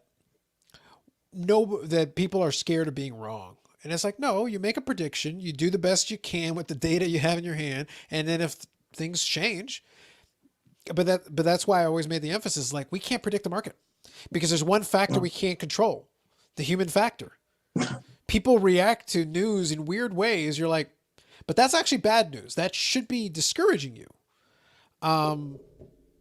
So why aren't you being discouraged? And they're like, no, it's a buying opportunity. It's like, well, that doesn't make any sense. That really makes no sense at all. Writing books and what have you, it's a weird thing to say, but I love being wrong because I learned something that'll be the truth opposed to what I've been assuming. And there's a lot of products and different things over the years that I assumed what the price guides, what everybody else kind of thought it was, or year it was, or who issued it was. And when you're wrong, it's a good thing. Hey, you screwed up in your book, because people are the first ones to run and tell you. I'll tell you after I did the book. Hey, you screwed up there. Look at that. You got the price 5 cents. It was supposed to be $5. I went, I'm sorry, I missed a couple zeros. No, they come up and they bother you about it. And I said, that's fine. That's great. Okay, we learned something new. That's great to learn shit. And it's good to be wrong, because if you're right all the time, then you're an asshole mostly. Fair. Sorry, I didn't mean that, Carlos. Anybody specific. Mm-hmm. Yeah. Just saying. Yeah, but the thing is, if you put yourself out on a limb, there's always the possibility you're wrong. Like you could have the best intentions, you could have you could have something that seems reasonably logical, and still be completely wrong. Well, we look at Gary V. We look at Diamond Dave. Diamond Dave, sorry, Vegas Dave. Vegas Dave. Vegas Dave. Diamond Dave. Oh my God, wrestling. Now he's Diamond Dave going forward. I'm sure he would love to be Diamond he's Dave. Probably got lots of diamonds on his fingers. So there you go. Exactly. So we have those guys, and they don't push the envelope, but Dave did. Where the others kind of play it back a little bit. Ken Golden is always going to push it forward because they vested interest, right? Directly. Right. And whereas the other guys are they're just out there. They're getting lots of hits, and people do listen to them. Yeah. But I haven't heard much from them lately. Have you? But the thing is, what is there for them to say? I think it plays into that same conversation a moment ago. It's like, at the moment, is there anything specific that they would be worth targeting? Well, Gary Vee likes to talk anyway, all day. Here's the thing. He's talking the whole time. People are only paying attention when he's talking about hobby stuff. If you go look at his content, he's talking about all stuff all the time. Sure. Right now, I will tell you that I've seen clips of stuff that he's talking about NFTs. General NFTs, not specifically card related or tops or whatever. Because everybody else is talking about it, and he starts jumping on it. So he's right now, an opportunist. Right now, that's the topic du jour. That is the topic du jour. Sports cards is like they're there, but like, what do you want to talk about? Like, is there something specific that it almost goes back to a lot of the topics we'll have here? It's like somebody will say, "Oh, what about this?" And I go, "Great, happy to talk about it." What specifically? Like, what about it? Because this is a general thing. Yeah, it's a thing. What about it? What would you like us to discuss or think about or talk about? Is the Messier going to reach 40 grand? Sure. But at least that's specific. Like, at least then you can narrow it down to something specific. Otherwise, it's like, no, it is what it is. What are you going to do? But everyone's getting back. We'll get back into the swing of spending money on other things. My sister has 2 trips planned, cruises, because they owed it to her. And so those things are ready to go. People going out for dinners. Like the restaurants are going to be packed. Like, honestly, when they have that official, I don't think it'll be official. Okay, everyone can go. I just think it'll just work into that a month or two that everybody will just start gravitating back. And that's when the bars will be busy.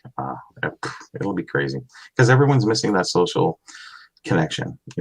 It's fun talking here, but being physical with people like at the expo, when you're being in front of them and you're sitting there talking to them, it's just a little different. No, that's fair. I think that's reasonable. I think the pent up demand's there. That's why I say we'll be interested to see. It's going to depend how long it's going to take. It's going to take to get into that thing. So anyway, let's grab the last couple of these comments here, and then we'll wind her down. So Jeff just put in here regarding the Gold Prism Jamal Murray rookie auto 10. He's Canadian. There you go. So are we in the 10th inning, the 3rd inning of the 10th game of the 1908 season? Chicago Cubs? You're close, Paul. You're close. I think we're in the 4th inning of the 11th game of the 1908 season. So did the Cubs win the Cup? You're in the right track, I think. So the Anthony Edwards gold out of 10 sold for 12K. That's basketball for you. So good evening, Jeff. Have a good one. Take it easy. And then Sanders Sador says the traffic is back in Massachusetts and it sucks. I believe you. Oh, they're opening up more in the U.S. So I'm speaking from a Canadian perspective. No, for sure. I think so. I should have stipulated that. Yeah. I think, though, like I said, a lot of it is just going to depend. It's one of those things where even if you snap your fingers and quote unquote things are open, it's going to modify how people approach it. It's going to take a little while and I don't know, and this is a different conversation for a different day. I don't know if it should go back exactly the way that it was because a lot of folks were careless and it created a lot of the scenarios that they were doing with a lot. Well, I think there'll be that point where it's herd immunity or whatever you want to call it. It'll be at that point where everything's good to go. And I think the money will really shift around. It will. And then, as I say, that's the great unknown that the hobby has, because once I give you more options, is this your primary interest? Is this where you would like to divert your funds? Is this Anytime that about you growth? add more viable options, one will lessen for Mm-hmm. sure. Yep. Sounds good. So anyway, so that's it. We're gonna finish here just shy. We're gonna keep it. So good evening, name. Appreciate you hanging out. Thanks again. What I'll say is, so we'll finish up here just shy of midnight on the East Coast. So enjoy the rest of your Sunday. If you're out in the West, you got a couple hours still. If you're out in the Mhm. East, you got a couple minutes. But we'll finish up with that. Thanks to all of you hanging out in the chat. Appreciate the comments and questions. Fantastic as always. We'll be back on Friday. We'll do another one. And in the same vein, we'll see what happens. Because if it's one of those things where there's a lot of where maybe it makes more sense to do one day over the other, then maybe we'll adjust it and adapt. Because if it is going to be a little quiet over the summer, then maybe there's no need to have the two. It worked for a little bit and gave people options, but we'll play by ear. We'll definitely see what happens. Would you prefer Sunday or Friday? Friday's easier to go longer. Sunday is nice because we finish earlier. So both have their pluses and minuses. It depends. Well, with less hobby stuff going on, Exactly. Exactly. Sunday might be a better choice. But anyway, Exactly. So appreciate you, Brian. And thanks, Paul. Have yourselves, as thanks, guys. always, thanks for popping in. Mhm. Have yourself a good night. Have yourself a good week. And then we'll catch you coming up on Friday.